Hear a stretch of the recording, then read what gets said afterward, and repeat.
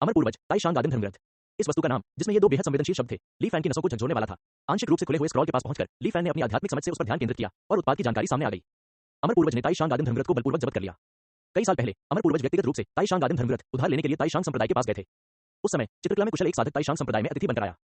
Brush का उपयोग करके उन्होंने इस दृश्य को रिकॉर्ड किया। एक प्रतिकृति देखने के बाद जला देने का सुझाव दिया गया। 10,000 अमर गठबंधन साधकों के लिए इसे ले जाने की अनुशंसा नहीं की जाती है। 5 बुजुर्ग एसोसिएशन के साधकों को इसे ले जाने के लिए अत्यधिक हतोत्साहित किया जाता है। विक्रय मूल्य 200 योगदान अंक। ली फैन ने ध्यान से कीमत की जांच की। उसकी अभिव्यक्ति अजीब थी जब उसने पूछा, यह स्क्रॉल केवल 200 योगदान अंकों के लिए बेचा जा रहा है, क्या इसे अभी भी निश्चित वस्तु माना जा सकता है?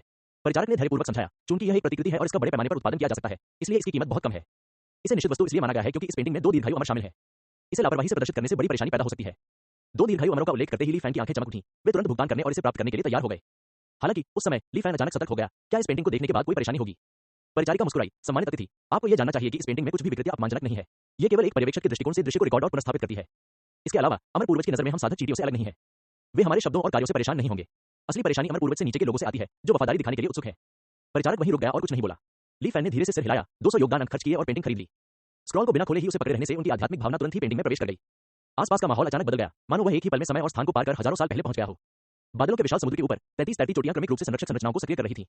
एक ऊंचे मुकुट वाला बुजुर्ग व्यक्ति शांतिपूर्वक हवा में आगे बढ़ा। मैंने सुना है कि ताइशांग संप्रदाय के पास एक मूल धर्मग्रंथ है जो गहन और अनंत है, जिसे सभी कानूनों का स्रोत और सीधा संगम है। विपरीत है, एक ही तर्क करने वाले साधक एक साथ नहीं रह सकते। संसार के हित में मैं एक झलक पाने के लिए शास्त्र उधार लेने का अनुरोध करता हूँ। यह आवाज धीमी थी और पूरे आकाश और पृथ्वी पर फैल गई। बादलों का असीम समुद्र बिखर गया और नीली दुनिया प्रकट हो गई। आकाश अचानक अंधकार में हो गया और तारे दिन के उजाले में दिखाई देने लगे। ताइशांग संप्रदाय की 33 चोटियों से एक ठंडी, भावहीन आवाज तुरंत गूंज उठी, जिसने सभी विसंगतियों को दबा दिया। सांसारिक साधकों के जीवन और मृत्यु से मेरा कोई संबंध नहीं है। साथी दाऊवादी, कृपया चले जाओ। बुजुर्ग व्यक्ति ने अपना सिर थोड़ा हिलाया, उसके चेहरे पर दया का भाव दिखाई दिया। ऐसी स्थिति में ताइशांग संप्रदाय का आपसे क्या संबंध है? एक ही कदम में बूढ़ा आदमी तुरंत 33 चोटियों के सामने पहुंच गया। बूम! एक जोरदार झटका लगा और एक अनंत श्वेत प्रकाश ने दृष्टि में आने वाली हर चीज को अपने घेरे में ले लिया। चित्र की विषय वस्तु अचानक यही रुक गई और ली फैन की आध्यात्मिक भावना चित्र से विमुख हो गई। हालांकि चित्र में आगे की घटनाओं का वर्णन नहीं किया गया था, लेकिन वर्तमान स्थिति जहां हर कोई ताइशांग आदिम शास्त्र के एक अंश की साधना कर सकता था, उस युद्ध के परिणाम का संकेत देती थी। स्क्रॉल को समेटते हुए ली फैन कुछ देर के लिए चिंतन में डूब गए। अतः आज सभी साधक फैलाव और पुनः साधना के लिए जिस विधि पर अत्यधिक निर्भर है, वह भी अमर पूर्वज से ही ली गई है। यह कहा जा सकता है कि इस असाधारण विधि के बिना, जो न्यूनतम हानि के साथ अन्य तकनीकों में रूपांतरण की अनुमति देती है, तकनीक लेन देन की वर्तमान प्रणाली को कायम रखना असंभव होगा। किसानों की दुर्दशा निस्संदेह बहुत अधिक दयनीय होगी। दुनिया की खातिर सतह पर तो ऐसा ही प्रतीत होता है, लेकिन एक क्षण के चिंतन के बाद ली फैन ने अपने विचारों को एक तरफ रख दिया और इस निश्चित वस्तु स्तर पर आराम से टहलना जारी रखा। इस पेंटिंग जैसी वस्तुएं, जिन्हें महान रहस्यों से जुड़े होने के कारण निश्चित श्रेणी में रखा गया था, अभी भी अल्पसंख्यक थीं। इनमें से अधिकांश सामग्रियां 5 बुजुर्ग एसोसिएशन द्वारा स्पष्ट रूप से प्रतिबंधित थीं, जिनमें विभिन्न विशेष कार्य थे। ली फैन को विशेष रूप से दाव ज्ञानोदय अमृत में रुचि थी, जिसके बारे में उसने पहले सुना था। एक अन्य वस्तु जिसने उनका ध्यान आकर्षित किया वह थी पोर्टेबल टेलीपोर्टेशन संरचना। इसके लिए उपयोगकर्ता को संरचनाओं के बारे में अधिक ज्ञान की आवश्यकता नहीं थी। आपको केवल टेलीपोर्टेशन संरचनाओं के दोनों सिरों को उपयुक्त स्थानों पर रखना होता था और वे स्वचालित रूप से निर्मित और सक्रिय हो जाती थीं। 10,000 अमर गठबंधन में टेलीपोर्टेशन संरचनाओं का निर्माण बेहद गोपनीय माना जा सकता था। ली फैन को अब तक इससे संबंधित जानकारी नहीं मिली थी। दाव ज्ञानोदय अमृत की कीमत 500 अंशदान अंक है तथा प्रति साधक 100 गोलियों की सीमा है। 3 पोर्टेबल टेलीपोर्टेशन संरचनाओं के एक सेट की कीमत 3000 योगदान अंक थी। ली फैन ने किसी भी स्थिति के लिए 2 सेट खरीद लिए। निश्चित वस्तु स्तर को छोड़ने के बाद उन्होंने जल्दी से 2 गोल्डन कोर स्तर की तकनीकें और 12 फाउंडेशन बिल्डिंग स्तर की तकनीकें खरीदी। उन्होंने अपने क्लोन द्वारा लाए गए लगभग सभी 300 उच्च श्रेणी के स्पिरिट स्टोन्स को खर्च कर दिया और फिर दिन समाप्त किया। वानफा चैम्बर ऑफ कॉमर्स से निकलते समय उन्हें सोच समझकर एक मास्क उपहार में दिया गया। मास्क पहनने से व्यक्ति का रूप रंग बदल सकता है और दूसरों की नजरों से बच सकता है। ली फैन ने मुस्कुराते हुए मास्क स्वीकार कर लिया। उन्होंने माउंट तियानचांग शहर में एक सराय किराए पर ली, एक अनुष्ठान शुरू किया और खरीदी गई वस्तुओं को श्वेत अस्थि क्षेत्र में स्थानांतरित कर दिया। आखिरकार वह थोड़ा आराम कर सका। श्वेत अस्थि क्षेत्र के नियंत्रण केंद्र यानी श्वेत अस्थि वाले बाएं हाथ की प्रतियां मुख्य शरीर और क्लोन दोनों के पास थीं। इस तरह यदि वापसी यात्रा में कोई अप्रत्याशित घटना घटित भी हो जाए तो अधिक से अधिक केवल एक क्लोन ही नष्ट होगा। सब कुछ तय हो जाने के बाद क्लोन सराय से बाहर निकल गया और माउंट तियानचांग शहर के चारों ओर घूमने लगा। 3 दिन बाद ग्रीनवुड और अन्य लोगों ने भी अपनी खरीदारी पूरी कर ली। जब वे घर लौटने की तैयारी कर रहे थे तो उनका सामना कांगयून सागर से आ रहे साधकों के एक समूह से हुआ। इस समूह का नेतृत्व लिंगमेंग नामक एक नवजात आत्मा अवस्था साधक ने किया था। यद्यपि लिंगमेंग और ग्रीनवुड एक दूसरे को व्यक्तिगत रूप से नहीं जानते थे, फिर भी उन्होंने एक दूसरे के बारे में सुना था। चूंकि वे सभी कांगयून सागर से आए किसान थे, इसलिए समूह ने विचार विमर्श किया और आपसी सहयोग के लिए एक साथ लौटने का निर्णय लिया। कुछ और दिन इंतजार करने के बाद वे अंततः लंबी यात्रा पर निकल पड़े। यहाँ की यात्रा की तुलना में लौटने वाले समूह में लगभग दोगुना विस्तार हुआ। वहाँ 2 नवजात आत्मा साधक, 7 स्वर्ण कोर साधक और 20 से अधिक फाउंडेशन बिल्डिंग साधक थे। लाइनअप काफी मजबूत था, जिसने कई अवसरवादी उपद्रवियों को रोक दिया। वापसी का सफर काफी आसान रहा। हालांकि ली फैन को हमेशा लगता था कि लिंगमेंग नाम का नवजात आत्मा चरण साधक परिचित लगता है, लेकिन उसे याद नहीं आता था कि उसने उसे कहां देखा था। यह तभी संभव हुआ जब उसका मुख्य शरीर, जो वर्तमान में तियानक सुआन दर्पण में साधना कर रहा था, ने उसके मस्तिष्क के एक हिस्से को विभाजित करके अतीत की यादों को एक करके ध्यानपूर्वक समीक्षा की, जो उसे याद आई। ये लिंगमेंग नवजात आत्मा साधक था, जो 12वें जीवन में नीली बैलगाड़ी की झोपड़ी में प्रवेश किया था और कुछ ही समय बाद एक गुफा की खोज के दौरान दुखद रूप से मर गया था। ली फैन ने स्वर्गीय रहस्य हॉल में उसकी छवि देखी थी, इसलिए उसे अपनेपन का एहसास हुआ। इस दुनिया में ली फैन ने क्लाउड वाटर मैप का कार्य नहीं लिया था, इसलिए नीले बैल की गाड़ी खींचने और मास्टर की दुनिया में प्रकट होने की घटनाएं नहीं हुई। ऐसा लगता है कि उन्होंने इस व्यक्ति की मृत्यु का भाग्य बदल दिया था। नवजात आत्मा चरण के 2 सच्चे प्रभुओं ग्रीनवुड और लिंगमेंग के नेतृत्व में सभी ने यात्रा के दौरान स्पष्ट रूप से अधिक आराम महसूस किया। रास्ते भर में बातें करते और हंसते रहे, तरह तरह के किस्से और राज बताते रहे। ली फैन बस मुस्कुराता रहा और सुनता रहा, कोई खास हिस्सा नहीं लिया। यात्रा के दौरान कभी कभी उनकी मुलाकात अन्य प्रांतों से आए किसानों से होती थी। सूचनाओं का आदान प्रदान करते समय ली फैन को पता चला कि औषधि राजा कार्ड्रॉन की वापसी के बारे में भविष्यवाणियां विभिन्न स्थानों पर प्रसारित होने लगी थीं। हालांकि इस समय सभी ने इसे मजाक समझा और गंभीरता से नहीं लिया। ऐसा लग रहा था कि जियाओ शिवान ने अपनी योजना पर काम करना शुरू कर दिया था। हालांकि जनमत को सही मायने में प्रभावित करने में अभी भी काफी समय लगेगा। समय तेजी से बीत गया और लगभग आधे वर्ष के बाद समूह अंततः कांगयून सागर में वापस आ गया। अब तक लंगर डाले 13 वर्ष हो चुके थे। अधिकांश लोगों ने एक दूसरे से संपर्क जानकारी साझा कर ली थी और विदाई के बाद वे आराम करने के लिए अपने अपने रास्ते चले गए। क्लोन, जो तियानक दर्पण क्षेत्र में प्रवेश कर चुका था, ने अनुष्ठान को सक्रिय किया और श्वेत अस्थि क्षेत्र में पहुंचा। अनाम निर्जन द्वीप पर जियो हेंग, जो पहले से ही क्यूई संक्षेपण के बाद के चरण में था, ने ध्यान करते समय अचानक अभिव्यक्ति में परिवर्तन दिखाया। उसने अपनी छाती पर हार को सक्रिय कर दिया और उसकी चेतना भी श्वेत अस्थि क्षेत्र में पहुंच गई। वरिष्ठ, क्या आप जाग गए हैं? उसने खोपड़ी की ओर देखा, जिसमें कुछ जान आ गई थी, और उत्साह से बोला, खांसी, बस थोड़ा सा आराम है। मैं पूरी तरह से गायब होने के कगार से बड़ी मुश्किल से बच पाया हूं। इस बार मैं इसलिए उठा क्योंकि तुम्हें एक काम सौंपना है। आगे मैं नींद में ही अपनी चोटों को ठीक करता रहूंगा, खोपड़ी कमजोर स्वर में बोली।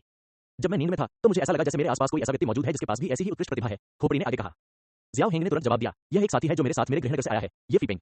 उसकी साधना की गति भी तेज और बहुत विश्वसनीय है। खोपड़ी ने एक क्षण के लिए सोचा, मानो उसे आभास हो रहा हो, हम इस छोटे मोटे आदमी की प्रतिभा वास्तव में तुम्हारी प्रतिभा से ज्यादा कमजोर नहीं है। यह अफसोस की बात है कि नींद में मुझे जिस व्यक्ति का आभास हुआ था वह वैसा नहीं लगता। जियो हेंग एक पल के लिए हैरान रह गया और जल्दी से जवाब दिया, क्या यह मेरी छोटी बहन हो सकती है? हालांकि वह अभी भी बहुत छोटी है, वह पहले से ही दौड़ और कूद सकती है और उसकी ताकत भयावह है।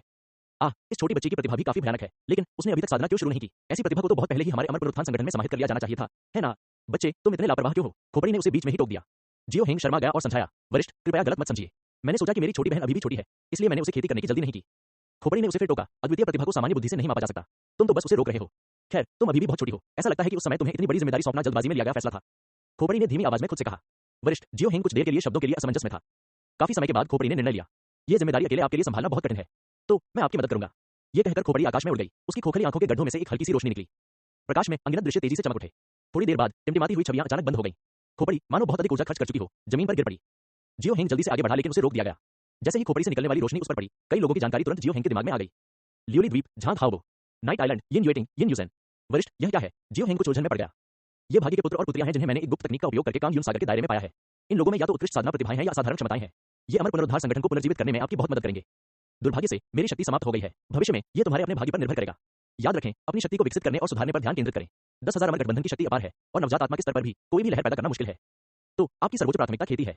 इन नए सदस्यों के लिए उन्हें अमर पुनरुद्धार संगठन का विवरण सीधे न बताएं। उन्हें डराने से बचने के लिए बस इतना बताएं कि यह एक स्वतंत्र साधना संगठन है। जहां तक विशिष्ट बातों का सवाल है, यह आपको तय करना है। खोपड़ी की आवाज धीमी होती गई, अंततः अलौकिक हो गई और अंधेरे में गायब हो गई। वरिष्ठ, जियो हेंग ने अपनी मुट्ठियां कसकर पकड़ ली। काफी देर बाद उसकी निगाहें धीरे धीरे फिर से दृढ़ हो गईं। पूर्व अभियान क्षेत्र से जागृत होकर जियो हेंग ने सबसे पहले ये फाइपेंग को खोजने और भाग्य के विभिन्न बेटों और बेटियों को खोजने के बारे में उसके साथ चर्चा करने की योजना बनाई। अप्रत्याशित रूप से ये फाइपेंग ने पहले ही आने की पहल कर दी थी। चुपके से जियो हेंग को एकांत और निर्जन स्थान पर ले जाकर ये फाइपेंग ने धीरे धीरे बोलना शुरू किया। तियान यांग गुफा, कई फाउंडेशन बिल्डिंग साधक एक गोल्डन कोर साधक के नेतृत्व में अन्वेषण के लिए गए, लेकिन परिणाम विनाशकारी रहे, भारी क्षति हुई और केवल गोल्डन कोर साधक ही बच निकलने में कामयाब रहा। जियाओ हेंग ने ये फीपिंग की ओर देखा, थोड़ा उलझन में। तुम मुझे ये सब क्यों बता रहे हो? ये फीपिंग ने सख्ती से कहा, 10,000 अमर गठबंधन दूसरे अन्वेषण की तैयारी कर रहा है। इस बार अन्वेषण दल का नेतृत्व संभवतः एक नवजात आत्मा साधक द्वारा किया जाएगा, जिसमें कई स्वर्ण कोर साधक भी शामिल होंगे। हालांकि यह बेकार है, मृत्यु से कोई नहीं बच सकता। मैं दृढ़ता से अनुमान लगाता हूं कि दूसरा अन्वेषण दल भी नष्ट हो जाएगा। जियाओ हेंग अचंभित रह गया, यह असंभव है। क्या आपने नहीं कहा था कि यह एक स्वर्णिम कोर साधक की गुफा है? नवजात आत्मा साधक भी अंदर कैसे मर सकते हैं? ये फाइपेंग ने कहा, ऐसा इसलिए है क्योंकि तियान यांग गुफा की 17 कठपुतलियों में अजीब विशेषताएं हैं। वे कमजोर के सामने कमजोर हैं और मजबूत के सामने मजबूत। उन्होंने गंभीरता से बोलते हुए प्रत्येक शब्द पर जोर दिया। जियो हेंग ने अपनी आंखें सिकोड़ ली और इन शब्दों के अर्थ पर विचार करने लगा। अचानक उसने ये फाइपेंग को घूरते हुए पूछा, तुम्हें ये सब इतनी अच्छी तरह कैसे पता है? ये फाइपेंग ने उपेक्षापूर्वक अपना हाथ हिलाया। मैं बस इतना जानता हूं, मैं बस इतना जानता हूं। क्या आप भूल गए हैं? मुद्दा यह नहीं है, मुद्दा यह है कि हमें दूसरी अन्वेषण टीम के गठन से पहले चुपचाप गुफा में घुस जाना चाहिए और अंदर मौजूद अवसरों का लाभ उठाना चाहिए। ये फीपेंग ने दृढ़ता से कहा। अन्यथा जब 10,000 अमर गठबंधन की टीम का फिर से सफाया हो जाएगा तो यह एक बड़ी सनसनी पैदा करेगा और हमारे लिए ध्यान आकर्षित किए बिना अवसरों को जब्त करना असंभव हो जाएगा। जियो हेंग की संदेह भरी निगाहों को देखकर ये फाइपेंग चिंतित हो गए और बार-बार पूछा, क्या आप मुझ पर विश्वास नहीं करते? क्या मैं तुम्हें नुकसान पहुंचाऊंगा? हम दोनों दाली के साधक हैं, हम दोनों अमर पुनरुद्धार संगठन के सदस्य हैं और हमने एक अनुबंध पर हस्ताक्षर भी कर दिए हैं। हम मूलतः एक ही नाव पर सवार हैं। मैं तुम्हें कैसे नुकसान पहुंचा सकता हूं? अंत में जियो हेंग को मना लिया गया। दोनों चुपचाप तियान यांग गुफा और पानी के नीचे स्थित ज्वालामुखी के पास पहुंचे। इस समय तियान यांग गुफा के बारे में खबर बड़े पैमाने पर नहीं फैली थी और आसपास का वातावरण शांत था और कोई भी साधक वहां छिपा हुआ नहीं था। पहले तुम अंदर जाओ और उन कठपुतलियों के हमले के तरीके सीखो। देखो तुम कितनी देर तक टिक सकते हो। क्योंकि संघनन चरण में कठपुतलियों की आक्रमण शक्ति कमजोर होती है। अगर तुम्हें चोट भी लग जाए तो कोई फर्क नहीं पड़ेगा। मैं बाहर नजर रखूंगा। ये फाइपेंग ने निर्देश दिया। जियो हेंग ने धीरे से सिर हिलाया, उसकी अभिव्यक्ति गंभीर थी और वह तियान यांग गुफा में उड़ गया। लगभग 20 सांसों के बाद जियो हेंग कुछ शर्मिंदा दिखते हुए बाहर भागा। बिना कुछ कहे उसने बस अपनी आंखें बंद कर ली और सोचने लगा। थोड़ी देर बाद वह पुनः वापस आ गया। इस बार जियो हेंग ने दोगुने समय तक प्रयास जारी रखा। द थर्ड टाइम, आधे दिन के बाद जियाओ हेंग ने थककर ये फाइपेंग से कहा, मैंने इन कठपुतलियों के हमले के पैटर्न का मोटे तौर पर पता लगा लिया है, लेकिन मेरी आध्यात्मिक ऊर्जा सीमित है। इस समझ के बावजूद मैं ज्यादा देर तक टिक नहीं सकता। आत्मविश्वास से भरे ये फाइपेंग ने जियो हेंग को एक स्टोरेज अंगूठी सौंपी। जब जियो हेंग ने देखा तो अंगूठी स्पिरिट स्टोन से भरी हुई थी। ये तुम्हें कहां से मिले? वह पूछे बिना नहीं रह सका। ये फाइपेंग ने गर्व महसूस करते हुए कहा, मेरे अपने तरीके हैं, इसकी चिंता मत करो। कैसा रहेगा? इन आत्मिक पत्थरों के साथ तुम कब तक सहन कर सकोगे? जियो हेंग ने एक आत्मा पत्थर निकाला और उसकी आध्यात्मिक ऊर्जा एकाग्रता को महसूस किया। थोड़ी देर बाद उन्होंने कहा, मुझे सहारा देने के लिए पर्याप्त आध्यात्मिक ऊर्जा होने के कारण वे कठपुतलियां यद्यपि संख्या में बड़ी हैं, मुझे कोई नुकसान नहीं पहुंचा पाएंगी। ये फाइपेंग ने जल्दी से कहा, नहीं नहीं, ऐसा नहीं चलेगा। तुम्हें नुकसान जरूर होगा, लेकिन हार नहीं माननी चाहिए। इसी तरह जब तक मैं अंदर से बाहर ना आ जाऊं तब तक जितना हो सके सहन करो। जियो हेंग ने भौहें चढ़ाई। फैटी, क्या तुम मुझे चिढ़ा रहे हो? ये कैसा अजीब अनुरोध है? फिर उसने ध्यान से ये फाइपेंग की जांच की और संदेह से पूछा, क्या तुम्हारे पास मुझसे कुछ छिपा है? इतना शक मत करो। मैं तुम्हें सिर्फ इसलिए नहीं कह रहा कि कहीं इसका तुम्हारी मानसिकता पर असर न पड़े और तुम्हारी लड़ने की शक्ति कम न हो जाए। ये फीपेंग ने बेबसी से कहा, खतरे की बात करें तो गुफा के अंदर मुझे ज्यादा खतरा है। अगर सचमुच कुछ हो जाए तो भी तुम्हारे पास बाहर निकलने की उम्मीद है। दूसरी तरफ मैं तो बच भी नहीं सकता। ये सुनकर जियो हेंग ने धीरे से सिर हिलाया। ठीक है, समय बर्बाद मत करो, चलो कुछ तैयारी करते हैं और तुरंत कार्रवाई करते हैं। मेरी जिंदगी तुम्हारे हाथों में है। ये फीपेंग थोड़ा घबराया हुआ लग रहा था, लेकिन गहरी सांस लेने के बाद उसकी आंखों में दृढ़ संकल्प की झलक दिखाई दी। चल दर। थोड़ी देर बाद दोनों एक के बाद एक तियान यांग गुफा में पहुंचे। 17 कठपुतलियों ने उनका रास्ता रोक लिया। ये फाइपेंग के पैर चमक उठे और वह जल्दी से उनके चारों ओर घूमकर कठपुतलियों के पीछे आ गया। क्रोधित कठपुतलियां उनका पीछा करने ही वाली थी कि उन्हें गहरे नीले पानी की तलवारों ने रोक लिया। उड़ते हुए ड्रैगन की तरह अनगिनत जल तलवारें एक साथ फूट पड़ी। जियो हेंग तुरंत 17 कठपुतलियों के बीच खड़ा हो गया। हमलावर कठपुतलियों से घिरा हुआ जियो हेंग बेहद दुखी दिख रहा था। कठपुतली के हमले हमेशा उसके शरीर को छूकर निकलते थे। थोड़ी सी भी लापरवाही से गंभीर चोट लगने का खतरा था। फिर भी अत्यंत अच्छे भाग्य से वह हर हमले से बचने में कामयाब रहे। स्थिति खतरनाक लग रही थी, लेकिन वास्तव में पूरी तरह नियंत्रण में थी। दोनों पक्षों के बीच लड़ाई कुछ समय तक जारी रही। जो कठपुतलियां आगे नहीं बढ़ सकी, वे किसी प्रकार के परिवर्तन से गुजर रही थीं। प्रत्येक चाल में प्रदर्शित शक्ति धीरे धीरे क्योई संघनन चरण के दायरे से अधिक हो गई। उनके लाल शरीरों पर एक हल्की काली रोशनी चमकने लगी। जियो हेंग के दिल में अचानक एक अशुभ भावना उभरी। उसने अपनी आंतरिक आध्यात्मिक ऊर्जा को पुनः भरने के लिए एक और आत्मा पत्थर निकाला। वह गुफा के भीतरी भाग की ओर चिल्लाया, फैटी, क्या तुम्हारा काम हो गया? चारों ओर गूंज फैल गई, लेकिन कोई प्रतिक्रिया नहीं हुई। जियो हेंग के पास अपने दांत पीसने और दृढ़ रहने के अलावा कोई विकल्प नहीं था। कठपुतली के हमले अधिक क्रूर हो गए और जियो हेंग संघर्ष करने लगा। जैसे ही वह कठपुतलियों से टकराने वाला था, उसने चिल्लाकर कहा, वाटर ड्रैगन सॉन्ग। अचानक दोगुनी संख्या में पानी की तलवारें प्रकट हो गईं। घनी तरह से भरी हुई समुद्री फिक्सिंग तलवारों ने तुरंत कठपुतलियों को तितर-बितर कर दिया। 17 कठपुतलियां एक क्षण के लिए रुक गईं। फिर धीरे-धीरे उनके शरीर पर दरारें दिखाई देने लगीं। मोटे, कुछ ठीक नहीं है, जियो हेंग चिल्लाया। तियान, गुफा से अचानक एक प्राचीन और यांत्रिक आवाज गूंजी। धिक्कार है, यहाँ कुछ भी क्यों नहीं है? ये फीपेंग की बेहद निराश आवाज भी उसी समय सुनाई दी। वह एक पतली रेखा में बदल गया और बिना पीछे देखे गुफा की गहराई से बाहर निकल गया। दौड़ना। भागते समय वह चिंतित होकर चिल्लाया। जियो हेंग ने फैटी को पहले कभी इतना डरा हुआ नहीं देखा था। उसका हृदय कांप उठा और बिना किसी हिचकिचाहट के वह अपनी आध्यात्मिक ऊर्जा से फूट पड़ा। समुद्र को स्थिर करने वाली तलवारों ने नाशपाती के फूलों की मूसलाधार बारिश की तरह 17 कठपुतलियों को पीछे हटने पर मजबूर कर दिया। जियो हेंग तियान यांग गुफा से भागते हुए ये फाइपेंग के पीछे पीछे चला। यांग। जाने से पहले जियो हेंग ने कुछ टूटने की आवाज सुनी। जहां तक हो सके भागते रहो, ये फाइपेंग की भयभीत आवाज उसके बगल से आई। जियो हेंग का दिल बैठ गया और वह ये फाइपेंग के मोटे लेकिन बेहद फुर्तीले शरीर का पीछा करते हुए दयनीय स्थिति में भाग निकला। जियो हेंग और ये फाइपेंग के जाने के कुछ ही देर बाद 1 डजन से अधिक लोगों की एक छोटी टीम तियान यांग गुफा के प्रवेश द्वार पर पहुंची। इस बार सच्चे भगवान बॉक्सवान के नेतृत्व में एक छोटी गोल्डन कोर गुफा की खोज करना निश्चित रूप से आसान होगा। टीम के एक गोल्डन कोर साधक ने प्रशंसा की। हा, चलो, मैं देखना चाहता हूं कि इस गुफा में कठपुतलियां सचमुच इतनी अद्भुत है या नहीं। सच्चे भगवान बॉक्सवान खिलखिलाकर हंसे और सबसे पहले गुफा में चले गए। उसका स्वागत एक विशाल काले हाथ से हुआ जो दरारों से भरा हुआ था। तियान यांग की आत्मा मनुष्य से कमजोर नहीं। पानी के नीचे स्थित ज्वालामुखी के बार-बार फटने से घना धुआं आसमान की ओर उठ गया। इस भयानक शक्ति के सामने गोल्डन कोर साधकों के पास कोई प्रतिरोध नहीं था। कुछ क्षण पहले तक इस अन्वेषण दल के चेहरों पर मुस्कान थी। अगले ही क्षण में रहस्यमय और स्पष्ट तरीके से इस दुनिया से गायब हो गए। विशालकाय तियान यांग कठपुतली गुस्से से दहाड़ते हुए खड़ी थी। दिशा जानने के बाद वह 10,000 अमर द्वीप की ओर एक बड़ा कदम बढ़ाने लगा। आत्मा रूपांतरण चरण के साधक बिना रोक टोक के आक्रमण करने में सक्षम थे तथा पूरे प्रांत में भारी विनाश करने में सक्षम थे। जैसे ही तियान यांग कठपुतली प्रकट हुई, उसने अप्रत्याशित रूप से 10,000 अमर द्वीप के सच्चे सम्राट होंगशी का ध्यान आकर्षित किया। दो आत्मा परिवर्तन विशेषज्ञों के बीच तीव्र युद्ध ने आसपास के असंख्य साधकों की निगाहें खींच लीं। जियो हेंग और ये फाइपेंग, जो अंततः अपनी अराजक वापसी के बाद एक सुरक्षित स्थान पर भाग गए थे, अब पीले चेहरों के साथ दूर से देख रहे थे। यद्यपि वे बहुत दूर थे, फिर भी युद्ध से उत्पन्न आघात तरंगों के कारण दो छोटे क्यूई संघनन साधकों के लिए अपना संतुलन बनाए रखना चुनौतीपूर्ण हो गया। प्रत्येक चाल के प्रभाव को देखते हुए यह कल्पना करना आसान था कि आत्मा परिवर्तन की शक्ति कितनी भयानक थी। यह सोचकर कि कैसे उसने कुछ समय पहले ही कठपुतली के खिलाफ खुद को लापरवाही से परखा था, जियो हेंग को गहरी सांस लेने में मदद नहीं मिली। फैटी, अगली बार मुझे ऐसे मामलों में मत उलझाना, मैं अभी कुछ और साल जीना चाहता हूं, जियो हेंग ने ये फीपेंग की ओर देखते हुए धीरे से कहा। ये फाइपेंग के चेहरे पर भी निराशा के भाव थे, मानो वे बहुत प्रभावित हुए हों। मैंने हिम्मत जुटाई और अपनी जान जोखिम में डालकर सिर के बल हमला किया, लेकिन मुझे कोई खजाना नहीं मिला। एक आत्मा परिवर्तन विशेषज्ञ इतना बेचारा क्यों होता है? फैटी ने दूर से क्रोधित तियान यांग कठपुतली को देखते हुए आह भरी। क्या तुम्हें सचमुच कुछ नहीं मिला? जियो हेंग ने संदेह जताया। ये फाइपेंग उत्तेजित हो गया। तुम इतने संशय कब हो गए? अब तुम मेरी बातों पर विश्वास नहीं करते। और हाँ, मेरे पास तुमसे झूठ बोलने के लिए कुछ भी नहीं है। खुद ही देख लो, मैं कंगाल हो गया हूं और कोई जगह नहीं है जहां मैं चीजें छिपा सकूं। ये कहते हुए उसने अपनी स्टोरेज वाली अंगूठी जियाओ हेंग की ओर उछाल दी। शिकायत करते हुए ये फाइपेंग ने कहा, गुफा चट्टान की तरह बंजर थी। एक बच्चे के अवशेषों के अलावा वहां कुछ भी नहीं था। मैंने बार-बार खोजा और हर बार वह बंजर ही मिली। आप बाहर हंगामा कर रहे थे और तियान यांग कठपुतली के प्रकट होने के साथ ही कुछ भी पीछे न छोड़ने के सिद्धांत का पालन करते हुए मैंने जल्दी से अवशेषों को उठाया और भाग निकला। इतनी सारी भागदौड़ के बाद मुझे बस एक कंकाल मिला। क्या दुर्भाग्य है। जियाओ हेंग ने भी भंडारण रिंग की सामग्री को देखने के बाद तिरस्कार भरा भाव धारण कर लिया। खजाना न मिलना एक बात है, लेकिन इस कंकाल को बाहर क्यों निकाला? इसे मरे हुए कितने साल हो गए हैं? ऐसा लगता है कि इसकी मौत हमसे भी कम उम्र में हो गई। मुझे आश्चर्य है कि क्या इसका उस आत्मा परिवर्तन कठपुतली से कोई संबंध है। जियो हेंग ने स्टोरेज रिंग ये फाइपेंग को वापस सौंप दी। अचानक एक संकीर्ण विचार आया। ये फाइपेंग ने कहा, शायद हम इस कंकाल का उपयोग उस खोपड़ी को ठीक करने के लिए कर सकते हैं। चूंकि वे दोनों कंकाल हैं, इसलिए यदि हम इसे खोपड़ी में डाल दें, तो शायद इससे उसकी चोटों को ठीक करने में मदद मिल सकती है। जियो हेंग की अभिव्यक्ति गंभीर हो गई। सीनियर के बारे में मजाक मत करो। जियो हेंग की गंभीरता को देखकर ये फाइपेंग ने अपनी आंखें घुमाई, लेकिन बहस नहीं की। एक पल सोचने के बाद ये फीपेंग ने सुझाव दिया, इस बार जो हंगामा हुआ है वह छोटा नहीं है। चलो हम निर्जन द्वीप पर वापस चलते हैं और थोड़ी देर के लिए छिप जाते हैं। जब तूफान थम जाएगा तब हम बाहर आएंगे। सिर हिलाते हुए जियो हेंग ने कहा, हाँ, उस गुफा से भागने के कुछ ही समय बाद ऐसा लगता है कि 10,000 अमर गठबंधन की दूसरी अन्वेषण टीम ने प्रवेश किया, जैसा कि आपने उल्लेख किया था। एक नवजात आत्मा चरण साधक और 10 से अधिक स्वर्ण कोर साधक, सभी चले गए। अगर आसमान में मौत की घोषणा न होती तो मुझे शक है कि किसी को पता भी चलता कि उनकी मौत कैसे हुई। टीएसके। भावुक होकर जियो हेंग ने आह भरी। हालांकि ये फीपेंग हक्का बक्का सा लग रहा था। क्या ऐसा है? मैं तो अपनी जान बचाने के लिए भागने में इतना व्यस्त था कि मैंने आसमान पर ध्यान ही नहीं दिया। लेकिन ऐसा लगता है कि वह टीम वास्तव में मौत से बच नहीं सकी। मैंने तियान यांग को पहले ही सक्रिय कर दिया था, लेकिन फिर भी वे गुफा में चले गए। फैटी को ज्ञान की प्राप्ति हो गई थी। उसकी आंखें गहरी सोच में डूबी हुई थीं। सच्चे सम्राट जियुन ने शीघ्र ही एक कदम उठाया और कांग यून सागर शांत हो गया। वे दोनों चुपचाप निर्जन द्वीप पर लौट आए। हालांकि ये फीपेंग पूरी यात्रा के दौरान गुमसुम सा लगा रहा। ओह ठीक है फैटी, जो अवशेष तुम्हें मिले हैं उन्हें मुझे दे दो, जियो हेंग ने अचानक कहा। जरूर। विचलित होकर ये फाइपेंग ने अवचेतन रूप से भंडारण रिंग से कंकाल को बाहर निकाल लिया। इसे जियाओ हेंग को सौंपते ही उसे अचानक होश आया और वह बेवजह उलझन में पड़ गया। तुम इसका क्या करोगे? मैं तो ये देखना चाहता था कि क्या हड्डियां इतनी सख्त हैं कि बाद में इन्हें पॉलिश करके आध्यात्मिक हथियार बनाया जा सके। जियो हेंग ने गंभीरता से उत्तर दिया। इस पर विचार करने के बाद मुझे आपके शब्द कुछ हद तक उचित लगते हैं। हे, मेरे शब्द हमेशा से रहे हैं। रुको, तुम सच में इन अवशेषों को उस खोपड़ी को नहीं खिलाने वाले हो, है ना? ये फीपिंग ने प्रतिक्रिया व्यक्त की और तुरंत जियो हेंग की ओर ऐसे देखा जैसे किसी बेवकूफ को देख रहे हो। शायद जियो हेंग उदासीन था और आग्रह करता था, फैटी, जल्दी करो, मुझे बचा हुआ दे दो। ये फाइपेंग के दिल में कुछ छिपी हुई अनिच्छा थी और वह हिचकिचा रहा था। ये देखकर जियो हेंग थोड़ा दुखी हुआ। अपनी प्रतिभा से तुम हड्डियों से कौन से उपयोगी आध्यात्मिक हथियार बना सकते हो? भूल जाओ, इस बार मैं तुम्हारा एहसान मानूंगा। भविष्य में जब अवसर आएगा तो मैं तुम्हारा एहसान चुका दूंगा। इस उकसावे से ये फाइपेंग का चेहरा तुरंत थोड़ा शर्मिंदा हो गया। उसने उदारता का नाटक करते हुए कहा, मैं तो यूं ही कह रहा था। ये तो बस एक बेकार कंकाल है, क्या मैं इसे गंभीरता से लूंगा? क्या मजाक है, लो। जियो हेंग ने खुशी-खुशी अवशेषों को स्वीकार किया, एक अनुष्ठान किया और श्वेत अस्थि क्षेत्र की ओर चल पड़े। हालांकि ये फाइपेंग थोड़ा निराश था, वह अभी भी युवा था और उसने इसके बारे में ज्यादा नहीं सोचा। एक बार फिर उन्होंने स्वयं को नियत मृत्यु की अंतर्दृष्टि में डुबो दिया। अभियान पूर्व क्षेत्र में जियो हेंग ने सावधानीपूर्वक कंकाल को नीचे रखा तथा धीरे से अपने वरिष्ठ को पुकारा। दुर्भाग्यवश कोई प्रतिक्रिया नहीं मिली।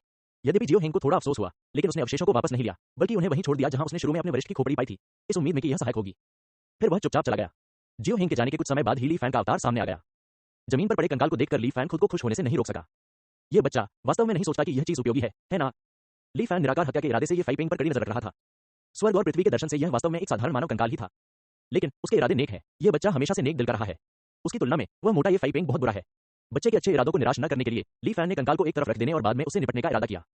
हालांकि जिस क्षण उसके क्लोन ने कंकाल के साथ संपर्क किया, ली फैन की अभिव्यक्ति धीरे धीरे बदल गई। यह भावना है।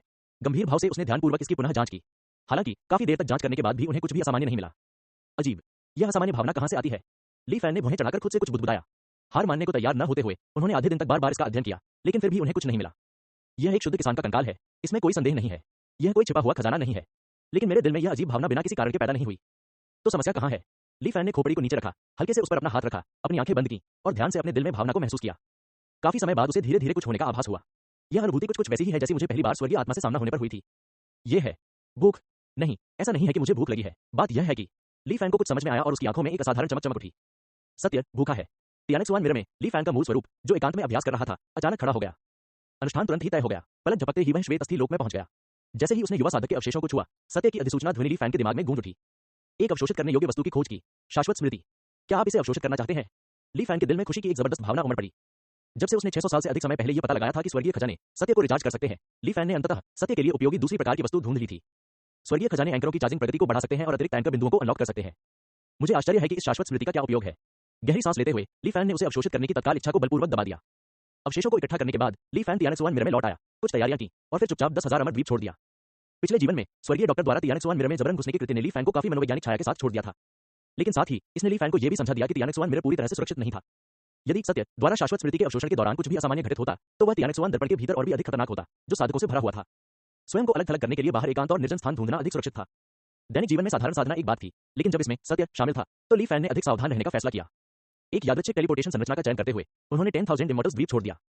द्वीप छोड़ने और लंबे समय तक उड़ान भरने के बाद वह एक ऐसे समुद्री क्षेत्र में पहुंचे जहां बहुत कम लोग जाते हैं। ली फैन ने अपना सिर ढककर समुद्र में छलांग लगा दी।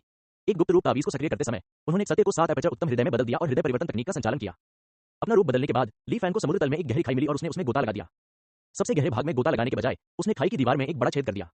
रुकने से पहले उसने कई किलोमीटर तक चट्टान में गहरी खुदाई की। धरती के भीतर गहराई में जगह बनाने के बाद ली फैन ने मुड़कर उस रास्ते को बंद कर दिया जिसे उसने खोदा था।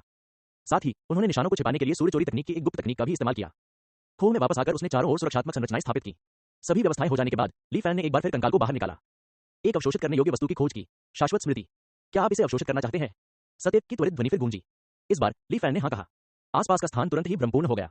जमीन पर पड़ी हड्डियां धीरे धीरे क्रिस्टल सा साफ सफेद प्रकाश में विघटित हो गई जिसे ली फैन ने अवशोषित कर लिया। जिस क्षण अवशेष पूरी तरह से गायब हो गए, ली फैन का मन हिंसक रूप से हिल गया। तियान यांग की आत्मा मनुष्य से कमजोर नहीं। एक छोटे बच्चे की जिद्दी आवाज उसके कानों में लगातार गूंज रही थी।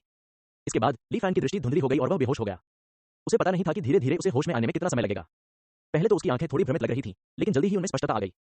अभी अभी उसे ऐसा लगा जैसे उसने एक बहुत ही स्पष्ट स्वप्न देखा हो। नहीं, इसे सपना कहने के बजाय यह सचमुच किसी दूसरे व्यक्ति के जीवन में रहने जैसा था। इस दृष्टिकोण के माध्यम से उन्होंने एक लंबा जीवन जिया।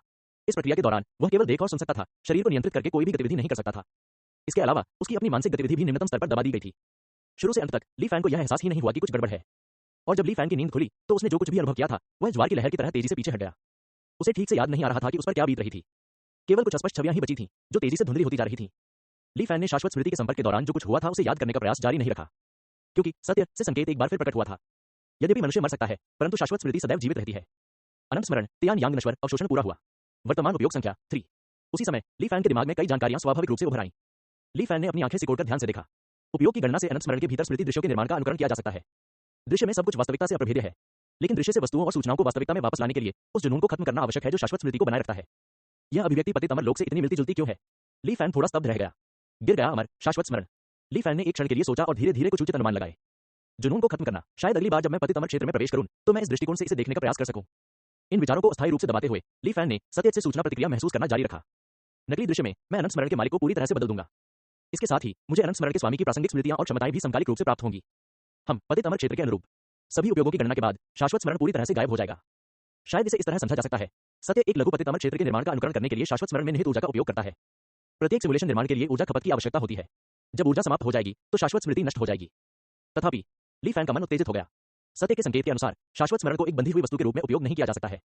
हालांकि लंगर बिंदु पर लौटने के बाद वह अनंत स्मृति के वाहक को फिर से पा सकता था और उसे एक बार फिर अवशोषित कर सकता था। शायद इस क्षेत्र के अन्य साधक विभिन्न तरीकों से इस शाश्वत स्मरण का उपयोग कर सकते हैं, लेकिन उनके लिए उपयोग की संख्या सीमित है। एक बार जब वे निर्दिष्ट संख्या के भीतर अवसरों को वापस नहीं ला सकते, उनके लिए शाश्वत स्मृति व्यर्थ हो जाएगी। जहां तक मेरा सवाल है, इसका उपयोग मायने रखता है। अनंत, ये सोचकर ली फैन ने अब संकोच नहीं किया और सत्य के नकल फंक्शन को सक्रिय कर दिया। एक परिचित अनुभूति हुई, मानो किसी ने उसके सिर पर बोरी रख दी हो। ली फैन की दृष्टि धुंधली हो गई और वह तुरंत बेहोश हो गया। तियान यांग, तियान यांग। ली फैन के कानों में एक बूढ़ी आवाज धीरे से गूंजी। तियान यांग, दवा लेने का समय हो गया है। उसके मुंह में एक अजीब स्वाद वाला सूप डाला गया। ऐसा लगा जैसे उसके पेट में आग जल रही हो और अत्यधिक दर्द से ली फैन तुरंत जाग गया। कमजोरी, अत्यधिक कमजोरी, इतनी कमजोरी की मानो वह किसी भी क्षण मर जाएगा। जागने के बाद ली फैन की यह पहली धारणा थी। कमजोरी की इस भारी भावना के साथ साथ तियान यांग की स्वयं की स्मृति भी बीच बीच में आती रहती थी। मास्टर एक अच्छा आदमी है। सबसे बड़ा भाई सुंदर है और एक अच्छा इंसान भी है। दूसरा बड़ा भाई थोड़ा अजीब है लेकिन एक अच्छा इंसान भी है। तीसरा वरिष्ठ भाई चुप है लेकिन सबसे अच्छा व्यक्ति है। कितनी गड़बड़ है। ली फैन ने तियान यांग की अव्यवस्थित यादों को सुझाने में काफी समय बिताया। उसे उसके मालिक ने जंगल से उठाया और बड़ा किया। बचपन से ही वह कमजोर और बीमार थे। उन्हें अपने स्वास्थ्य को बनाए रखने के लिए हर दिन दवा लेने की जरूरत पड़ती थी। सौभाग्य से यद्यपि संप्रदाय में लोगों की संख्या अधिक नहीं थी, फिर भी उनके सभी वरिष्ठ भाई असाधारण रूप से दयालु और स्नेही थे। अपना सिर उठाने के लिए संघर्ष करते हुए ली फैन, जो अब 5 या 6 साल के बच्चे के शरीर में था, अंततः समझ गया कि क्या हो रहा था। बच्चों का दिमाग सरल होता है, और क्योंकि तियान यांग का शरीर बहुत कमजोर था, इसलिए उसकी गतिविधियां छोटे पहाड़ी द्वार तक ही सीमित थीं। इसके अलावा वह अपना अधिकांश समय गहरी नींद में बिताता था। यह सामान्य बात थी कि उनकी यादों में केवल उनके करीबी लोग ही शामिल होते थे। मैं तो अपने गुरु और बड़े भाइयों का नाम भी नहीं जानता। संप्रदाय और प्राचीन शरीर परिवर्तन दाव के संबंध में ली फैन, जो सामान्य स्थिति को समझ चुका था, अपने शरीर को सहारा देकर आसपास के वातावरण का निरीक्षण करने वाला था। अचानक उसके हृदय में थकान की लहर दौड़ गई। इस छोटे लड़के का शरीर सचमुच बहुत ही कमजोर है। यह विचार ली फैन के दिमाग में कौंधा और वह फिर से गहरी नींद में सो गया। वह अचंभित था और उसे पता ही नहीं चला कि कितना समय बीत गया। ली फैन को घंटी की लगातार आवाजें सुनाई देने लगी। वह अपनी आंखें खोलना चाहता था लेकिन ऐसा कर पाने में असमर्थ था। एक बार फिर वह गहरी नींद में सो गया। इसके बाद ली फैन अपने कानों से आ रही बातचीत से जाग गया। यह अमर भर्ती आदेश क्या बकवास है, इसमें क्यों उलझना। उन प्रमुख संप्रदायों के सदस्यों की संख्या हजारों में है और कुछ लोगों को भेजना कोई बड़ी बात नहीं है। हालांकि हमारे पास प्राचीन शरीर परिवर्तन दाव का अध्ययन करने वाले बहुत कम लोग हैं। हमें अग्रिम पंक्ति में क्यों जाना चाहिए? यह कैसा तर्क है? यह दूसरे बड़े भाई जैसा लग रहा था। अजीब स्वभाव और सीधा सादा स्वभाव था। हमेशा जो चाहता कह देता था। बकवास। शीर्ष 10 अमर संप्रदायों द्वारा संयुक्त रूप से जारी अमर भर्ती आदेश को सिर्फ आपके कहने से अनदेखा नहीं किया जा सकता है। क्या आपने नहीं सुना कि पास के स्टारफाई दाव को मिटा दिया गया क्योंकि उन्होंने आदेशों का पालन करने से इनकार कर दिया था? ईमानदारी से कहूं तो स्टारफाई दाव हमारे प्राचीन शरीर परिवर्तन दाव से कहीं अधिक शक्तिशाली है। इस बदमाश को स्वर्ग और पृथ्वी की विशालता का पता नहीं है। यह हर समय बकवास करता रहता है। अतीत में हम ऐसे मामलों को नजरअंदाज कर सकते थे, लेकिन समय बदल गया है। लिंग जियाओ, तुम्हें अपने शब्दों और कार्यों में सावधान रहना होगा। कहीं ऐसा न हो कि तुम संप्रदाय के लिए मुसीबत बन जाओ। बूढ़ी आवाज कुछ असहाय लग रही थी, गहरी आवाज में डांट रही थी। यह वही था जिसने पहले उसे दवा खिलाई थी। यह संप्रदाय का गुरु था, प्राचीन शरीर परिवर्तन दाव का नेता। दूसरे वरिष्ठ भाई लिंग जियाओ चुप रहे। कमरे में एक अजीब सी खामोशी छा गई। एक सन की आवाज ने सन्नाटा तोड़ा। मैं जाऊंगा, आखिरकार मैं सबसे बड़ा भाई हूं। ठीक है, उन बर्बर लोगों को दिखा दो कि मेरी तलवार कितनी तेज है। सीजिंग, मास्टर ने सबसे बड़े भाई के कंधे को थपथपाते हुए आह भरी। सबसे बड़े भाई बिस्तर के पास गए और तियान यांग की जांच करने लगे, जो ली फैन के कब्जे में था। काफी देर बाद वह बोला, यह दुख की बात है कि मैं जूनियर भाई के जागने और उसे विदाई देने का इंतजार नहीं कर सकता। ली फैन के दिल में हलचल सी महसूस हुई और वह बोलने के लिए अपनी आंखें खोलने ही वाला था कि अचानक उसने अपने शरीर पर फिर से थकान की लहर महसूस की। विरोध न कर पाने के कारण वह एक बार फिर नींद की आगोश में समा गया। एक अज्ञात अवधि के बाद ली फैन फिर से जाग गया। इस बार उसकी मनोदशा काफी बेहतर थी और वह कम से कम बिस्तर से उठकर कुछ प्रयास करके इधर उधर घूम सकता था। मास्टर, मास्टर, ली फैन ने धीरे से पुकारा। उसके चारों ओर सन्नाटा छा गया और कोई भी नजर नहीं आ रहा था। जूनियर ब्रदर तियान यांग, क्या आप जाग रहे हैं? आवाज सुनकर एक सफेद कपड़े वाला आदमी दौड़कर आया। उसके बाल बिखरे हुए थे और आंखें लाल थीं। दूसरे बड़े भाई, आपको क्या हुआ? मास्टर, सबसे बड़े भाई और तीसरे बड़े भाई कहां हैं? मैं उन्हें क्यों नहीं देख पा रहा हूं? ली फैन खुद को पूछने से रोक नहीं पाया। लिंग जियो ने मुस्कुराते हुए कहा, चिंता मत करो, वे सभी मुख्य हॉल में मामलों पर चर्चा कर रहे हैं। देखो, यह वही कठपुतली है जिसे देने का मैंने तुम्हें वादा किया था। इसे किसी और से बदलने के लिए मुझे बहुत मेहनत करनी पड़ी। उसने एक छोटी सी मानरूपी कठपुतली निकाली और उसे दे दी। ली फैन ने कठपुतली ली, ध्यान से उसका अवलोकन किया और पाया कि उसका आकार और रूप भविष्य में देखी गई तियान यांग कठपुतली से काफी मिलता जुलता था। इस कठपुतली के साथ अगर आप थके हुए हैं और चल नहीं सकते तो आप इसे हर जगह ले जा सकते हैं। आपको हर बार सबसे बड़े भाई पर सवार नहीं होना पड़ेगा। लिंग जियो ने धीरे धीरे अपनी आवाज कम करते हुए कहा। ली फैन ने ऊपर देखा तो दूसरे वरिष्ठ भाई की आंखें लाल हो गई थीं।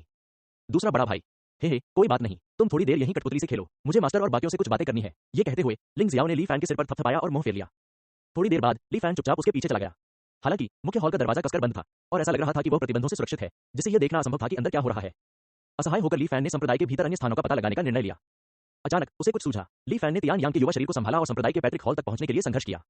अपनी पूरी ताकत का उपयोग करते हुए ली फैन ने अंततः भारी दरवाजा खोल दिया।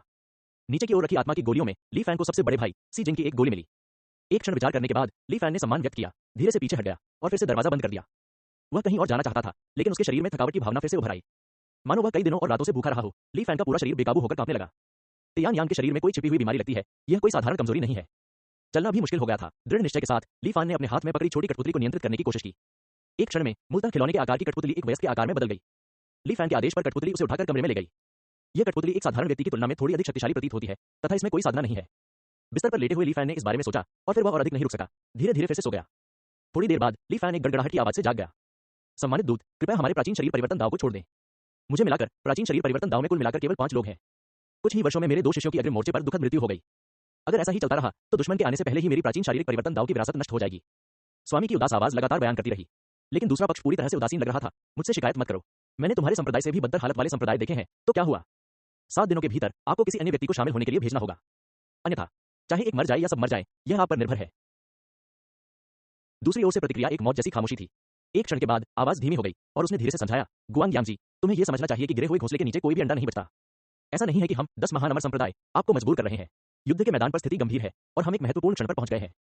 आप छोटे पहाड़ी संप्रदाय दुखी हो सकते हैं, लेकिन हम नेता भी ज्यादा बेहतर नहीं है, आप जानते हैं। मैं इसे आपसे नहीं छिपाऊंगा। हमारे स्वर्गीय तलवार संप्रदाय में अकेले मेरी पीढ़ी के आधे से अधिक गुरु और भाई युद्ध में मारे गए हैं। मुझे डर है कि जल्द ही मुझे भी व्यक्तिगत रूप से इस लड़ाई में शामिल होना पड़ेगा। युद्ध के इस चरण में पीछे मुड़ने का कोई रास्ता नहीं है। काफी देर बाद गुआंग यांग जी ने आह भरते हुए कहा, मैं समझ गया, बूढ़े आदमी। इस बार मुझे जाने दो। मास्टर, एक हल्की कर्कश आवाज में कुछ कहने की इच्छा हुई, लेकिन गुआंग यांग जी ने बीच में ही टोक दिया। मेरा निर्णय हो चुका है, मुझे रोकने की कोई आवश्यकता नहीं है। अच्छा, हिम्मत, चूंकि यही बात है, इसलिए मैं ज्यादा देर नहीं रुकूंगा। याद रखना, 7 दिनों के अंदर तुम्हें कांग यून पर्वत पर जाकर हमसे मिलना होगा। दूत के जाने के बाद गुआंग यांग जी ने तीसरे वरिष्ठ भाई से कहा, लियान चांग, मेरे साथ आओ। जाने से पहले मुझे तुम्हें कुछ बताना है। हाँ गुरुजी, लियान चांग ने घुटते हुए कहा। आवाज धीरे धीरे धीमी हो गई। ली फैन फिर से गहरी नींद में सो गया।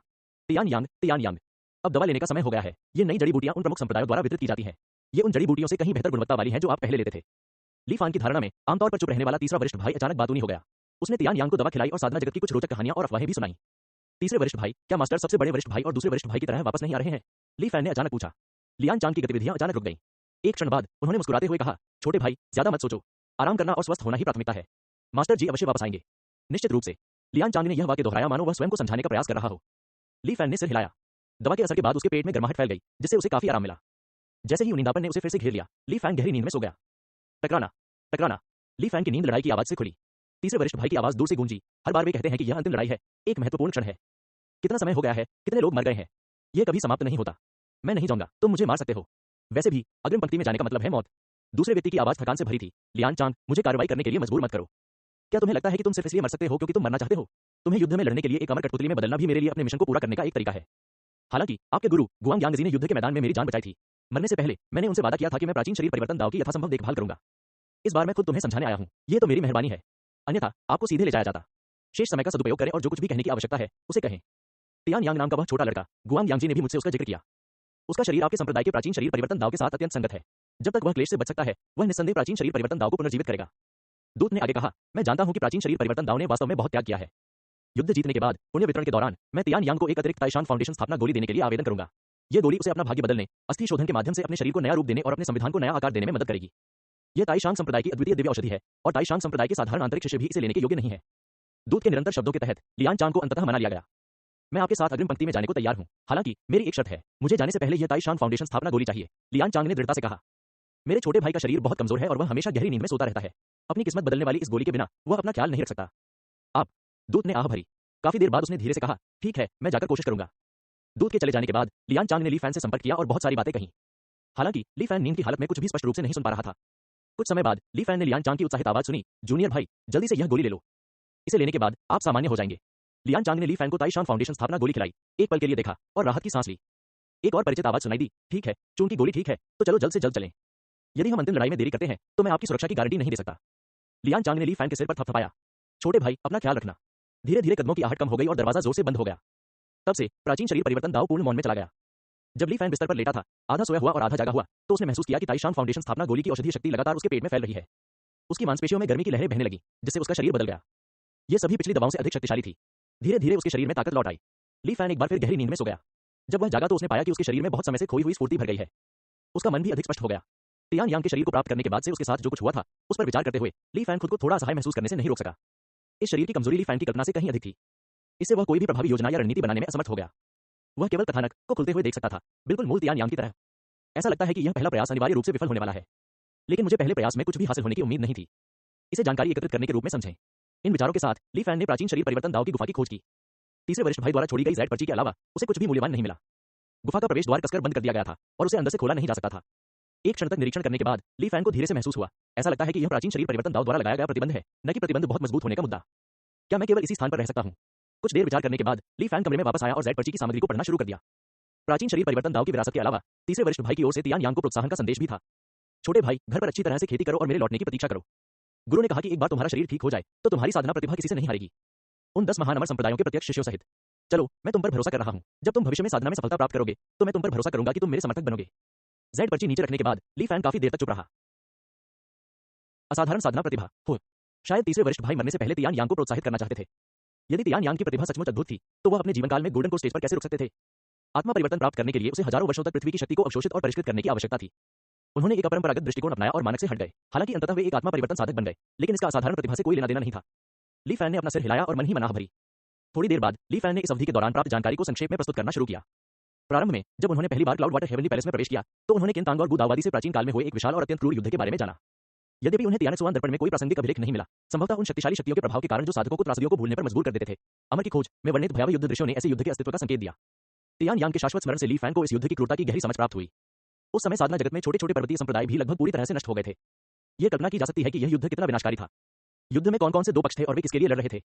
तियान यांग के सबसे बड़े भाई सीजिंग ने संघर्ष में दूसरे पक्ष को तिरस्कारपूर्वक बर्बर कहा था, लेकिन परिणामों को देखते हुए विरोधी पक्ष की ताकत निश्चित रूप से कमजोर नहीं थी। यद्यपि 10 महान अमर संप्रदाय अंततः विजयी हुए, लेकिन इसे केवल एक विनाशकारी जीत के रूप में वर्णित किया जा सकता है।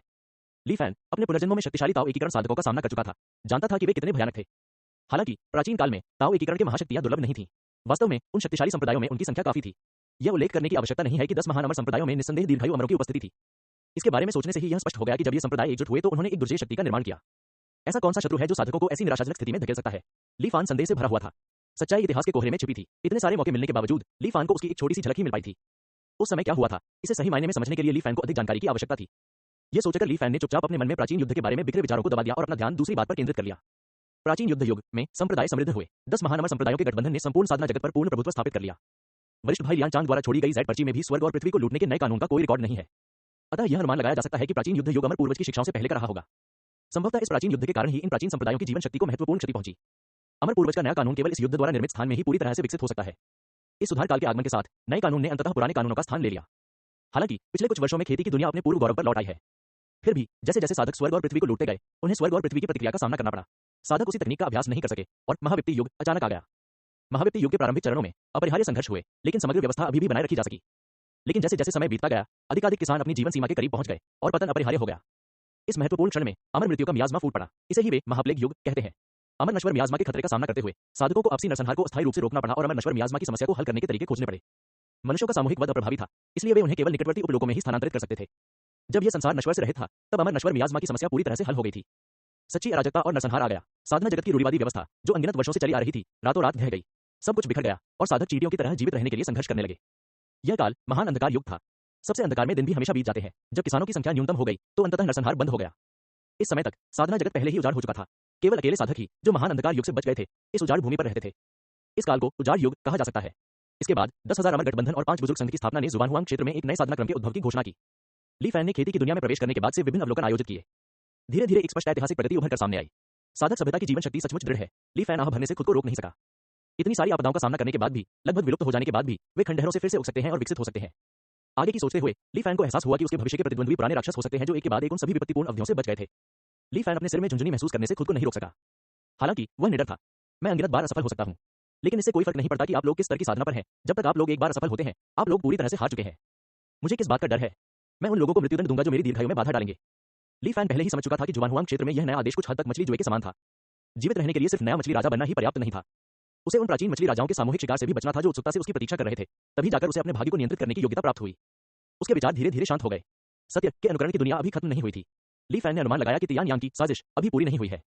इसके अलावा पतित अमर क्षेत्र के समान इस दुनिया में समय का प्रवाह वास्तविक दुनिया के अनुरूप नहीं था। ली फैन को जाने की कोई जल्दी नहीं थी। उन्होंने गुफा में रहने और तियान यांग के शरीर का उपयोग प्राचीन शरीर परिवर्तन दाव की साधना के लिए करने का निर्णय लिया। प्राचीन पद्धति का अभ्यास करना ली फैन के लिए एक नया अनुभव था। नए नियम की प्रत्यक्ष और क्रूर प्रकृति के विपरीत पुरानी पद्धति में साधना तकनीक को समझने और दांव पर चिंतन करने पर जोर दिया गया। नए नियम की यांत्रिक और दोहरावपूर्ण साधना प्रक्रिया की तुलना में ली फैन को पुरानी पद्धति का अभ्यास अधिक आनंददायक लगा। बेशक ऐसा इसलिए था क्योंकि ली फैन का वर्तमान शरीर खेती कर सकता था। साधना की योग्यता के बिना एक साधारण व्यक्ति के लिए यह इतना आनंददायक नहीं होगा। दुर्लभ स्वर्गीय खजानों की आवश्यकता के बिना ली फैन ने क्यूई संघनन की पूर्णता तक पहुंचने के बाद फाउंडेशन स्थापना चरण को तोड़ दिया। एक स्वाभाविक प्रगति के बाद ली फैन तेजी से आगे बढ़े, मध्य फाउंडेशन स्थापना, देर फाउंडेशन स्थापना तक पहुंच गए, जब तक कि वह अंततः फाउंडेशन स्थापना की पूर्णता प्राप्त करने के बाद रुक नहीं गया। फैन को गोल्डन कोर के गठन का कोई अनुभव नहीं था। इसके अलावा तीसरे वरिष्ठ भाई द्वारा छोड़ी गई जेड पर्ची में इस मामले पर बहुत कम विवरण था। अपनी अज्ञानता के कारण ली फैन को स्वयं ही खोजबीन और प्रयास करना पड़ा। कोर निर्माण, चाहे प्राचीन या आधुनिक साधना जगत में हो, एक अत्यंत कठिन प्रक्रिया है। कोर गठन से पहले और बाद में ताकत में असमानता रात और दिन की तरह है। इसलिए कहावत है, स्वर्णिम कोर बनाने पर मेरा भाग्य मेरे द्वारा नियंत्रित होता है। ली फैन ने इस दुर्लभ अवसर का लाभ उठाते हुए किसी अन्य के शरीर पर कोर निर्माण की विधि को आजमाया, जिससे उनकी अपनी साधना का मार्ग प्रशस्त हुआ। साधना में तल्लीन रहते हुए गुजरते समय का एहसास न होने पर एक जोरदार विस्फोट ने उन्हें चौंका दिया। बूम! गुफा का द्वार ऐसे हिल रहा था मानो लगातार बमबारी हो रही हो। संपूर्ण गुफा तुरंत कांप उठी। ली फैन को अपनी साधना रोकनी पड़ी और सतर्क रहना पड़ा। कुछ ही देर में फाटक टूट गया। एक साथ कुछ लोग भी अंदर घुस आए। यही है प्राचीन शरीर परिवर्तन दाव की गुफा। भाइयों, क्या यह स्थान मुझे उपयुक्त लगा? प्रचुर आध्यात्मिक ऊर्जा, खतरनाक इलाका, बचाव करना आसान और हमला करना मुश्किल। यह संप्रदाय स्थापित करने के लिए एक बेहतरीन जगह है। वे कहते हैं कि संप्रदाय के सभी अनुयायी पिछली लड़ाई में मारे गए थे, इसलिए यह हमारे लिए अच्छा सौदा है। चतुर, हमें बहुत मेहनत से बचाया। विभिन्न वेशभूषा और भयंकर रूप वाले 7 साधक आपस में बातचीत कर रहे थे। वे अपने घर में ही आराम से गुफा में घूम रहे थे। एक मिनट रुको, ऐसा लगता है कि अंदर अभी भी कोई है। सतर्क रहो। प्राचीन शरीर परिवर्तन दाव की गुफा एक छोटी सी जगह थी। अनिवार्यतः कुछ ही समय बाद उन्हें ली फैन की उपस्थिति का पता चल गया। समूह ने तुरंत ली फैन को घेर लिया। एक नजर में ली फैन डूबने जैसी भावना महसूस करने से खुद को नहीं रोक सका। इनमें से 2 गोल्डन कोर चरण में थे तथा 5 फाउंडेशन स्थापना चरण में थे। ऐसा लगता है कि कोर गठन की यह यात्रा यहीं समाप्त होने वाली है, ली फैन ने मन ही मन सोचा। उसके सामने खड़े लोगों ने ली फैन को देखा जो बीच में घिरा हुआ था। उन्होंने झिझक दिखाई और बातचीत शुरू कर दी। बॉस, हमें क्या करना चाहिए? ऐसा लगता है कि प्राचीन शरीर परिवर्तन दाव संप्रदाय ने अभी भी इस जगह की रखवाली के लिए एक छोटा बच्चा छोड़ रखा है। हम आखिरकार इतनी अच्छी गुफा मिलने के बाद हम इसे ऐसे ही कैसे छोड़ सकते हैं? दूसरा भाई सही कह रहा है। मेरी राय में हमें इस बच्चे को मार देना चाहिए, किसी को पता नहीं चलेगा। यह ठीक नहीं लग रहा। ऐसा लग रहा है कि वह सिर्फ 5 या 6 साल का है। उसे भगा क्यों नहीं देते? एक औरत की दयालुता, अगर हम उसे जाने देंगे तो वह हर जगह यह खबर फैला देगा कि हम उसकी गुफा पर जबरन कब्जा कर रहे हैं। इसके अलावा नींव स्थापना चरण में 5 या 6 साल के बच्चे में साधना की अद्भुत प्रतिभा होती है। कुछ वर्षों में जब वह स्वर्णिम मूल चरण या यहाँ तक कि नवजात आत्मा चरण तक पहुंच जाएगा तो वह बदला लेने के लिए वापस आ सकता है। छठे भाई की बात सही है, उसे सीधे मार दो। लेकिन 10 महान अमर संप्रदायों ने मिलकर एक निषेधाज्ञा जारी की है, जिसमें हमें स्वस्थ होने और हत्या करने से मना किया गया है। अगर किसी को पता चल गया तो हमें जबरन संभोग के लिए पकड़ा जा सकता है। इस चर्चा से सभी लोग पीले पड़ गए और उनकी आंखों में भय के भाव उभर आए।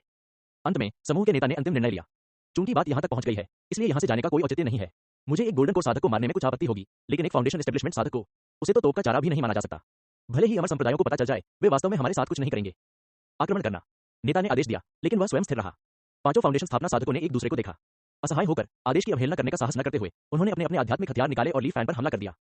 हालांकि यह सच है कि ताकत के मामले में वे पूर्णतः आगे हैं, लेकिन उन्होंने शुरू से अंत तक मेरी राय नहीं पूछी। शायद वे मुझे बहुत कम आंक रहे हैं। ली फैन की आंखों में जानलेवा इरादा चमक उठा। मैं पहले तो सीधे वापस जाना चाहता था, लेकिन अब मैं आपके साथ कुछ मौज मस्ती भी कर सकता हूँ। 3 तलवारें, एक लोहे का हथौड़ा और एक छोटी सी मुहर। 5 अलग अलग आध्यात्मिक हथियारों से प्रकाश निकला, जो एक ही समय में ली फैन की ओर उड़ रहे थे। ली फैन की आकृति स्थिर बनी रही क्योंकि उन्होंने प्राचीन शरीर परिवर्तन दाव की गुप्त तकनीक को सक्रिय किया। उनकी आध्यात्मिक चेतना पृथक हो गई, 5 में परिवर्तित हो गई और 5 आध्यात्मिक हथियारों से जुड़ गई। एक विचार के साथ ली फैन को ऐसा लगा जैसे ये 5 आध्यात्मिक हथियार उसके अपने शरीर का हिस्सा बन गए हों। उन्हें सहजता से आदेश देते हुए उसने उन्हें 5 आधार स्थापना साधकों पर आक्रमण करने के लिए प्रेरित किया। ऐसा प्रतीत होता है कि वे अज्ञानी मूर्खों का एक समूह है जो आध्यात्मिक हथियार साधना की कला को नहीं समझते हैं। ली फैन ने मन ही मन उपहास किया।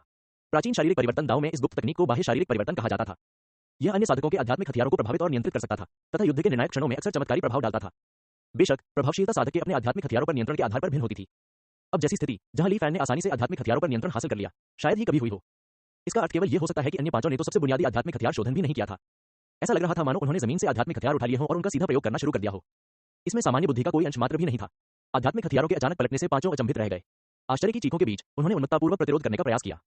इन व्यक्तियों की ताकत वास्तव में औसत दर्जे की थी और अराजकता में उनमें से प्रत्येक को असफलता का सामना करना पड़ा। स्वाभाविक रूप से ली फैन ने उनकी अव्यवस्था का फायदा उठाया। 5 आध्यात्मिक हथियारों का प्रयोग करते हुए उसने हिंसक तूफान की तरह लगातार हमले शुरू कर दिए।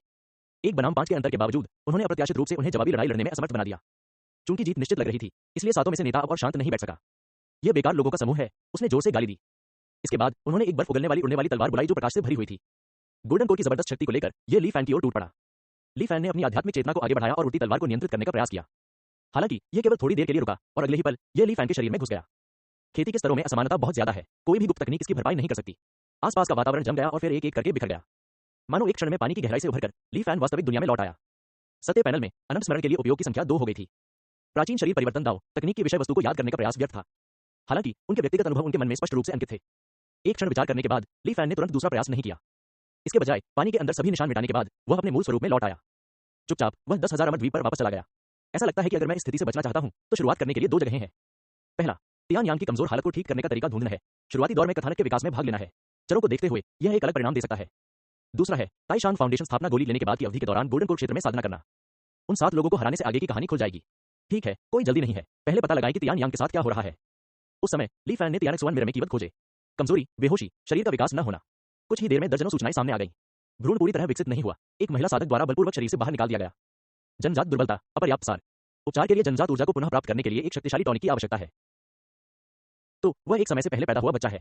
इसका इलाज करना इतना मुश्किल नहीं है, लेकिन यिन यांग ड्रैगन टाइगर गोली, सहज क्यूई पुनःपूर्ति गोली, सार पोषण गोली। ली फैन ने उपचार के लिए आवश्यक औषधीय गोलियों और कीमिया के लिए आवश्यक सामग्रियों के नाम देखे और चुपचाप अपना सिर हिलाया। प्राचीन शरीर परिवर्तन दाव के छोटे पर्वतीय संप्रदाय के पास कोई भी रसायन विद्या तकनीक नहीं है। इसके अलावा यह काफी दरिद्र है और इसके संसाधन सीमित हैं। भले ही हमें पता हो कि ये गोलियां कारगर हैं, फिर भी इसकी कोई गारंटी नहीं है कि हम इन्हें पा सकें। इसके अलावा यह अभी भी अनिश्चित है कि ये गोलियां हजारों साल पहले अस्तित्व में थी या नहीं। ली फैन ने शेष सभी जानकारियों को एकत्र किया तथा दूसरा सामान्य तरीका था अभावग्रस्त शरीर की पूर्ति के लिए स्वर्गीय खजाने का उपयोग करना। हालांकि उनमें से कोई भी तियान यांग की स्थिति के लिए उपयुक्त नहीं था। तियान यांग जैसी जन्मजात कमजोरी वाला साधक वास्तव में बहुत दुर्लभ था। 10,000 अमर गठबंधन की स्थापना के बाद से ऐसे केवल कुछ ही मामले सामने आए हैं। इसे एक कठिन मामला माना जा सकता है और ली फैन के लिए ज्यादा संदर्भ नहीं थे। क्या मुझे अंततः स्वर्णिम कोर क्षेत्र में प्रवेश करने की विधि का अनुसरण करना होगा? एक मिनट रुको, मैं ये बात क्यों भूल गया? ली फैन क्षण भर के लिए स्तब्ध रह गया, फिर अचानक उसे एहसास हुआ। दिव्य परिवर्तन दाव को सक्रिय करते हुए उन्होंने अपने मन में दर्ज स्वर्गीय चिकित्सक के अमर सूत्र को शीघ्रता से पढ़ा। हालांकि ली फैन ने पूरी चिकित्सा शास्त्र को कंठस्थ कर लिया था, लेकिन इस चिकित्सा पुस्तक की विषय वस्तु बहुत विशाल थी। पहले यह उसके मन में नीले क्रिस्टल में संग्रहित थी और वह केवल विचार करके अपनी इच्छानुसार इसका उपयोग नहीं कर सकता था। इस वजह से वह सहज रूप से इसे नजरअंदाज कर देता था। स्वर्गीय डॉक्टर का अमर सूत्र वास्तव में गहरा था, जिसने ली फैन को निराश नहीं किया। जल्द ही ली फैन को संबंधित बीमारी का विवरण मिल गया। अत्यधिक नींद आना, विकास अवरुद्ध होना, ऐसे सभी लक्षण अपर्याप्त जन्मजात सत्व और ऊर्जा के कारण होते हैं। इस स्थिति को ठीक करने के लिए 3 तरीके हैं। पहला है पूरकता, दूसरा है खतरा और तीसरा है जहर। ली फैन ने चिकित्सा शास्त्र में वर्णित तीनों विधियों को एक एक करके पढ़ा और चुपचाप उनकी प्रशंसा की। चिकित्सा के मार्ग को सचमुच कम करके नहीं आंका जाना चाहिए। तथाकथित पूरकता वह विधि थी जिसे ली फैन ने पहले तियानक्सुआन मिरर में खोजा था, जिसमें जन्मजात सार और ऊर्जा को पूरक करने के लिए स्वर्गीय खजाने का उपयोग किया गया था। अन्य 2 विधियां खतरा और जहर दिलचस्प थीं। चिकित्सा शास्त्र के अनुसार यद्यपि इस रोग से पीड़ित लोगों में जन्मजात कमियां होती हैं, लेकिन यदि वे जन्म के बाद 1 वर्ष तक जीवित रहते हैं तो उनका शरीर पूर्ण रूप से विकसित हो जाता है और वे एक संपूर्ण इकाई बन जाते हैं। मानव शरीर में अनंत छिपी हुई क्षमताएं हैं, लेकिन साधारण साधन उन्हें उत्तेजित या जागृत नहीं कर सकते। केवल गहरी नींद के दौरान अज्ञानता और अचेतन अवस्था में व्यक्ति सहज रूप से शरीर के भीतर की जीवन शक्ति का उपयोग करके जन्मजात कमियों की पूर्ति कर सकता है। यही कारण है कि जन्मजात कमजोरियों वाले लोग अक्सर लंबे समय तक गहरी नींद में सो जाते हैं। खतरे और जहर उपचार विधियों के सिद्धांत इसी सैद्धांतिक आधार पर आधारित थे। मूल सिद्धांत वही था, जहर अधिक चरम था और खतरा अधिक रूढ़िवादी और उदार था। दोनों ही तरीकों का उद्देश्य जन्मजात कमजोरी को खत्म करने के लिए दवाओं के माध्यम से शरीर की संभावित जीवन शक्ति को बलपूर्वक उत्तेजित करना था। यदि शरीर में जीवन शक्ति की तुलना पानी से की जाए तो जन्मजात कमजोरी एक लंबे सूखे की तरह है, जिससे भूमि फट जाती है और पानी की कमी हो जाती है। शरीर की छिपी हुई क्षमता ऊपर की ओर एक विशाल जलाशय की तरह थी। जहर की विधि यह थी कि जलाशय को सीधे विस्फोट कर दिया जाए, एक हताश मौका लिया जाए और मृत्यु के बीच जीवित रहने की कोशिश की जाए। यह उन निराशाजनक परिस्थितियों के लिए उपयुक्त था जहां कोई अन्य विकल्प नहीं था। खतरे की विधि में समय समय पर बांधों को खोलना, समय समय पर पानी छोड़ना, शरीर के सार और ऊर्जा को फिर से भरना शामिल था। साथ ही इसने दोहरी पद्धति अपनाते हुए अन्य नदियों से भी पानी खींचा। ये दोनों विधियां अविश्वसनीय लग सकती है, लेकिन इनके अपने अपने तर्क हैं। लोग अक्सर निराशाजनक परिस्थितियों में कहीं अधिक शक्ति का प्रयोग करते हैं। मानव शरीर के भीतर छिपी क्षमता, क्या यह स्वर्गीय डॉक्टर का मार्ग हो सकता है? शायद साधना का अभ्यास करते समय और संरचनाओं को तैनात करते समय स्वर्गीय चिकित्सक के अमर सूत्र का अध्ययन करना अच्छा होगा। समाधान मिलने के बाद ली फैन ने फिर से अनंत स्मरण का उपयोग करने में जल्दबाजी नहीं की। इसके बजाय उन्होंने बैठे हुए दाव पर चर्चा में झांग कियानो की बहस की स्थिति की जांच की। 98 जीत, 28 ड्रॉ, फिर भी कोई विजेता सामने नहीं आया। जैसे जैसे झांग कियानो की जीत बढ़ती गई, उन्होंने अधिक ध्यान आकर्षित किया। चुनौती देने वाले भी लगातार मजबूत होते गए। ऐसा प्रतीत होता है कि आई एम इनविंसिबल नामक एक साधक ने स्वयं पर आधारित एक चरित्र का निर्माण किया था। उन्होंने लगातार 5 या 6 चुनौतियां पेश की। यद्यपि वह हर बार पराजित हुआ, फिर भी युद्ध की अवधि धीरे धीरे बढ़ती गई। आखिरी लड़ाई के बाद उसने उत्साह से एक संदेश भेजा, जिसमें दावा किया गया था कि उसने झांग कियानो को हराने का एक तरीका खोज लिया है। एक बार जब वह अच्छी तरह से साधना कर लेगा तो वह तुरंत चुनौती देने आ जाएगा। ली फैन को इसका काफी इंतजार था। दुनिया के निर्माण का अनुकरण करने के लिए शाश्वत स्मरण का उपयोग करने पर सत्य के स्पष्टीकरण के अनुसार ली फैन को इस बात का अंदाजा था कि वह पतित अमर क्षेत्र में निंगुआन शहर में क्यों फंस गया था। यह अभी भी जुनून से प्रभावित होना चाहिए, जैसे तियान यांग गुफा को छोड़ने में असमर्थ होना। जुनून को हल किए बिना मैं कभी भी निंगुआन शहर नहीं छोड़ पाऊंगा। किसका जुनून है और कैसा जुनून है? इस समय सबसे बड़ी संभावना झांग कियानो की है। शायद उसे हराने से कुछ अलग बदलाव आ सकते हैं। मुझे उम्मीद है कि यह आई एम इनविंसिबल उनके नाम के अनुरूप होगा और मुझे निराश नहीं करेगा। बैठे हुए दाव पर चर्चा को बंद करते हुए ली फैन ने फिर जियो हेंग की तरफ की स्थिति की जांच की। वरिष्ठ खोपड़ी से मार्गदर्शन प्राप्त करने के बाद से जियो हेंग ने पहले ही कार्रवाई शुरू कर दी थी। सु शाओमी ने आधिकारिक तौर पर श्वेत अस्थि क्षेत्र में प्रवेश किया और ली फैन की 6 इच्छाएं बिना आकार की प्राप्त की। क्योंकि संघनन चरण में कदम रखते ही उसकी साधना में वृद्धि हुई। सु चांग्यू ने अभी तक अपने शरीर से अमर नश्वर मियाज़मा को पूरी तरह नहीं हटाया था, लेकिन शायद उसकी कम उम्र के कारण प्रगति पहले से कहीं ज्यादा तेज थी। अनुमान लगाया गया था कि 1-2 साल में वह सफलतापूर्वक आध्यात्मिक ऊर्जा खींच लेगी। जियो हेंग भटकती हुई इन बहनों को निर्जन द्वीप पर ले आया और उन्हें धुंध को दूर करने की विधि सिखाई। झांग हाओबो के लिए भी यही बात लागू हुई। हालांकि इस प्रक्रिया के दौरान एक मनोरंजक घटना घटी जिसने ली फैन को आश्चर्यचकित कर दिया। चूंकि ये फाइपेंग कई वर्षों से अकेले घूम रहा था, अपनी गतिविधियों के बारे में गुप्त था, और जब जियो हेंग ने उससे संपर्क करने की कोशिश की तो अक्सर उसने गतिविधियों के बारे में गुप्त था, और जब जियो हेंग ने उससे संपर्क करने की कोशिश की तो अक्सर उसने कोई जवाब नहीं दिया। इसलिए जियो हेंग को इन सभी मामलों को अकेले ही संभालना पड़ा। इसलिए जब ये फाइपेंग उत्साहित भाव से वापस लौटा तो उसने अचानक झांग हाओबो को समुद्र तट पर खड़े होकर शांति से उसे देखते हुए देखा। थोड़ा दोषी मोटे आदमी ने सोचा कि किसी को पता चल गया है कि उसने झांग हाओबो का मौका छीन लिया था और उसने मान लिया कि कोई बदला लेने आया है। ये फाइपेंग तुरंत ही बुरी तरह डर गया। इस पूर्व दाव एकीकरण अमर ऋषि के समक्ष उनके मन में प्रतिरोध का जरा सा भी विचार नहीं था। इसके बजाय उसने पीछे मुड़कर देखे बिना ही भागने का निर्णय लिया, और वह भी उस समय की अपेक्षा कई गुना अधिक तेज गति से। वह तब तक नहीं रुका जब तक उसे यह नहीं लगा कि वह पूरी तरह सुरक्षित है, और उसके बाद ही वह रुका। उसका हृदय अभी भी भय से भरा हुआ था। झांग हाओबो को समुद्र तट पर असमंजस की स्थिति में खड़ा छोड़ दिया। अंत में ये फाइपेंग और जियो हेंग ने बातचीत के बाद गलतफहमी को सुलझा लिया। हालांकि फिलहाल ये फाइपेंग के पास निर्जन द्वीप पर लौटने का साहस नहीं था। उन्होंने कांगयुन सागर में वायु आपदाओं का पीछा करना जारी रखा। स्वर्ग और पृथ्वी के दर्शन के माध्यम से ली फैन ने देखा कि ये फाइपेंग के चारों ओर कभी-कभी नीले प्रकाश के बिंदु उभर रहे थे। ऐसा लगता है कि कांगयुन सागर का ध्यान आकर्षित करने की ये फीपेंग की योजना सुचारू रूप से आगे बढ़ रही है। बच्चों की साधना पथ धीरे-धीरे पटरी पर आ रहा था। हे झेंगहाओ भी पीछे नहीं रहे। इस अवधि के दौरान ली फैन की साधना प्रगति पर अधिकांश प्रतिक्रिया हे झेंगहाओ से आई। यद्यपि उनकी साधना की गति उन विलक्षण प्रतिभाओं जितनी तीव्र नहीं थी, फिर भी ली फैन के समान उनकी साधना के स्तर को देखते हुए प्रतिक्रिया बहुत अधिक थी। कुछ समय पहले उन्होंने ली फैन को घबराहट के साथ एक संदेश भेजा था। उन्होंने बताया कि उनके मित्र ने उन्हें एक गुफा का अन्वेषण करने के लिए आमंत्रित किया था, लेकिन उस समय वे बंद कमरे में साधना में व्यस्त थे और जवाब नहीं दे सके। अपनी साधना पूरी करने के बाद उसे यह जानकर आश्चर्य हुआ कि उसके मित्र की अन्वेषण टीम पूरी तरह नष्ट हो चुकी थी। इसके अलावा गुफा में गोल्डन कोर साधक नहीं था, बल्कि एक आत्मा परिवर्तन कठपुतली थी। बाल बाल बच निकलने पर विचार करते हुए हे झेंगहाओ पसीने से तरबतर हो गए। साधना का मार्ग सचमुच खतरनाक है। जरा सी भी चूक मौत का कारण बन सकती है। मेरे भाई, वे किजेंग में साधना की अद्भुत प्रतिभा है। कई लोगों ने सोचा था कि वह कुछ ही वर्षों में स्वर्णिम कोर स्तर तक पहुंच जाएगा, लेकिन किसने सोचा था कि वह इतनी आसानी से चला जाएगा। हे झेंगहाओ बाद में कांप उठा। ली फैन ने कुछ शब्दों के साथ हे झेंगहाओ को सहजता से सांत्वना दी और उसे याद दिलाया कि वह लापरवाही से इधर-उधर न भटके। संयोगवश उन्होंने अगले वर्ष के लिए हे झेंगहाओ का ब्याज माफ कर दिया तथा उनसे साधना पर ध्यान केंद्रित करने का आग्रह किया। हे झेंगहाओ ने बार-बार सहमति व्यक्त की। माउंटेन मेडिटेशन तकनीक में निवेश करने वाले लोगों की बढ़ती संख्या के साथ मुझे हर दिन मिलने वाली प्रतिक्रिया भी बढ़ रही है। मेरा मानना है कि कुछ ही वर्षों में यह उस प्रगति के बराबर हो जाएगा जो मैं लगातार बंद दरवाजों के पीछे साधना के माध्यम से प्राप्त कर सकता हूं। आराम से बैठकर सफलता की प्रतीक्षा करने का लाभ यह है कि यदि मैं कुछ ऊर्जा अन्य कार्यों में भी लगा दूं, तो भी मैं अपनी साधना के निरंतर विकास का आनंद ले सकता हूं। सब कुछ सुचारू रूप से चल रहा था और ली फैन संतुष्ट महसूस कर रहा था। 10,000 अमर द्वीप छोड़ने के बाद उन्हें एकांत जल स्थल मिला, जहां से अनंत स्मरण सिमुलेशन का दूसरा दौर शुरू हुआ। आसपास का माहौल अचानक बदल गया और ली फैन एक बार फिर हजारों साल पहले की गुफा में पहुंच गया। तियान यांग, दवा लेने का समय हो गया है। परिचित आरंभिक पंक्ति। ली फैन ने औषधीय सूप पी लिया तथा अपने शरीर में आई गर्मी की मदद से खुद को ध्यान केंद्रित करने के लिए मजबूर किया। जल्दी से उसने फुसफुसाते हुए कहा, मालिक, इस दवा का कोई खास असर नहीं होता। अगली बार कृपया इसे मेरे लिए बदल दीजिएगा। स्तब्ध तियान यांग जी को नजरअंदाज करते हुए उन्होंने जल्दी से दवा का नुस्खा उपलब्ध करा दिया।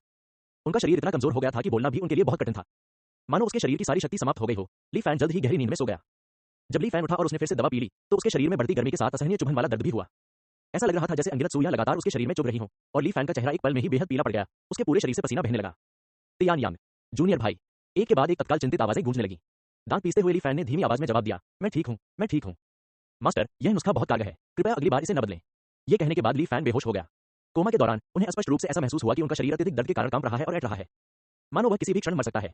लेकिन उसके थके हुए शरीर के भीतर गहराई में एक शुद्ध और सशक्त जीवन शक्ति चुपचाप उभरने लगी। वास्तव में यह कारगर है। ली फैन का दिल शांत हो गया, फिर वह पूरी तरह से बेहोश हो गया। अगले वर्षों में ली फैन ने स्वर्गीय डॉक्टर के अमर सूत्र से पेरेल तकनीक का उपयोग करके धीरे-धीरे अपने शरीर में कमी को पूरा किया। गहरी नींद में बिताया गया समय कम होता गया और धीरे-धीरे वह कभी-कभी बिस्तर से उठकर चलने में सक्षम हो गया। जब प्राचीन शरीर परिवर्तन दाव के लोग उत्सुक हुए और उन्होंने नुस्खे के स्रोत के बारे में पूछताछ की, तो ली फैन ने मासूमियत से कहा कि वह भी नहीं जानता। दवा का नुस्खा स्वतः ही उसके दिमाग में आ गया। प्राचीन शरीर परिवर्तन दाव के गुरु और शिष्य स्वाभाविक रूप से आश्चर्यचकित थे। हालांकि उन्होंने इस पर ज्यादा ध्यान नहीं दिया और इसे अपने छोटे भाई के असाधारण भाग्य और नीति का परिणाम बताया। आखिरकार विशाल साधना जगत में सभी प्रकार की चमत्कारिक घटनाएं घटित हुई थीं। छोटे भाई, आप सचमुच बहुत भाग्यशाली हैं। आपने जो दवाइयां दी, उनमें कई ऐसी औषधीय सामग्रियां हैं जिनके बारे में हमने पहले कभी नहीं सुना था। हमने आसपास के बाजारों में भी पूछताछ की, लेकिन हमें कोई भी इन्हें बेचता हुआ नहीं मिला। कुछ लोगों ने तो यहाँ तक कहा कि ये जड़ी बूटियां खेती की दुनिया में पाई ही नहीं जाती। हे, हमें तो यकीन ही नहीं हुआ। ऐसा कैसे हो सकता है कि नुस्खे में बताई गई बाकी सभी जड़ी बूटियां तो मौजूद हैं, लेकिन ये कुछ जड़ी बूटियां मौजूद नहीं है। हमने तर्क के आधार पर उनसे बहस की और मेडिसिन किंग संप्रदाय का एक शिष्य वहां से गुजरा। हमारी बहस सुनकर वह उत्सुक हो गया और उसने हमारे नुस्खे का विवरण पूछा। फिर औषधि विज्ञान के आधार पर उन्होंने हमारे लिए विकल्प के रूप में कई सामान्य जड़ी बूटियों का चयन किया। तभी तो तुम ये दवा पी पाए। कनिष्ठ भाई तियान यांग का स्वास्थ्य धीरे-धीरे सुधर रहा था। प्राचीन शरीर परिवर्तन दाव सदस्यों के चेहरे भी बहुत उज्जवल हो गए। दूसरे वरिष्ठ भाई लिंग शियाओ, जो बहुत बातूनी थे, ने ली फैन को सारी कहानी सुनाई। सबसे बड़े वरिष्ठ भाई सी जिंग और तीसरे वरिष्ठ भाई लियान चांग मुस्कुराए और चुपचाप सुनते रहे। दिन गर्मजोशी और शांति से बीतते गए। ली फैन धीरे-धीरे सामान्य रूप से घूमने में सक्षम हो गया। हालांकि प्राचीन शरीर परिवर्तन दाव के सदस्यों ने उसे गुफा में रहने की अनुमति केवल इस आधार पर दी कि बाहर बहुत खतरा था। ली फैन ने अनुमान लगाया कि यह शाश्वत स्मरण पर भी प्रतिबंध हो सकता है।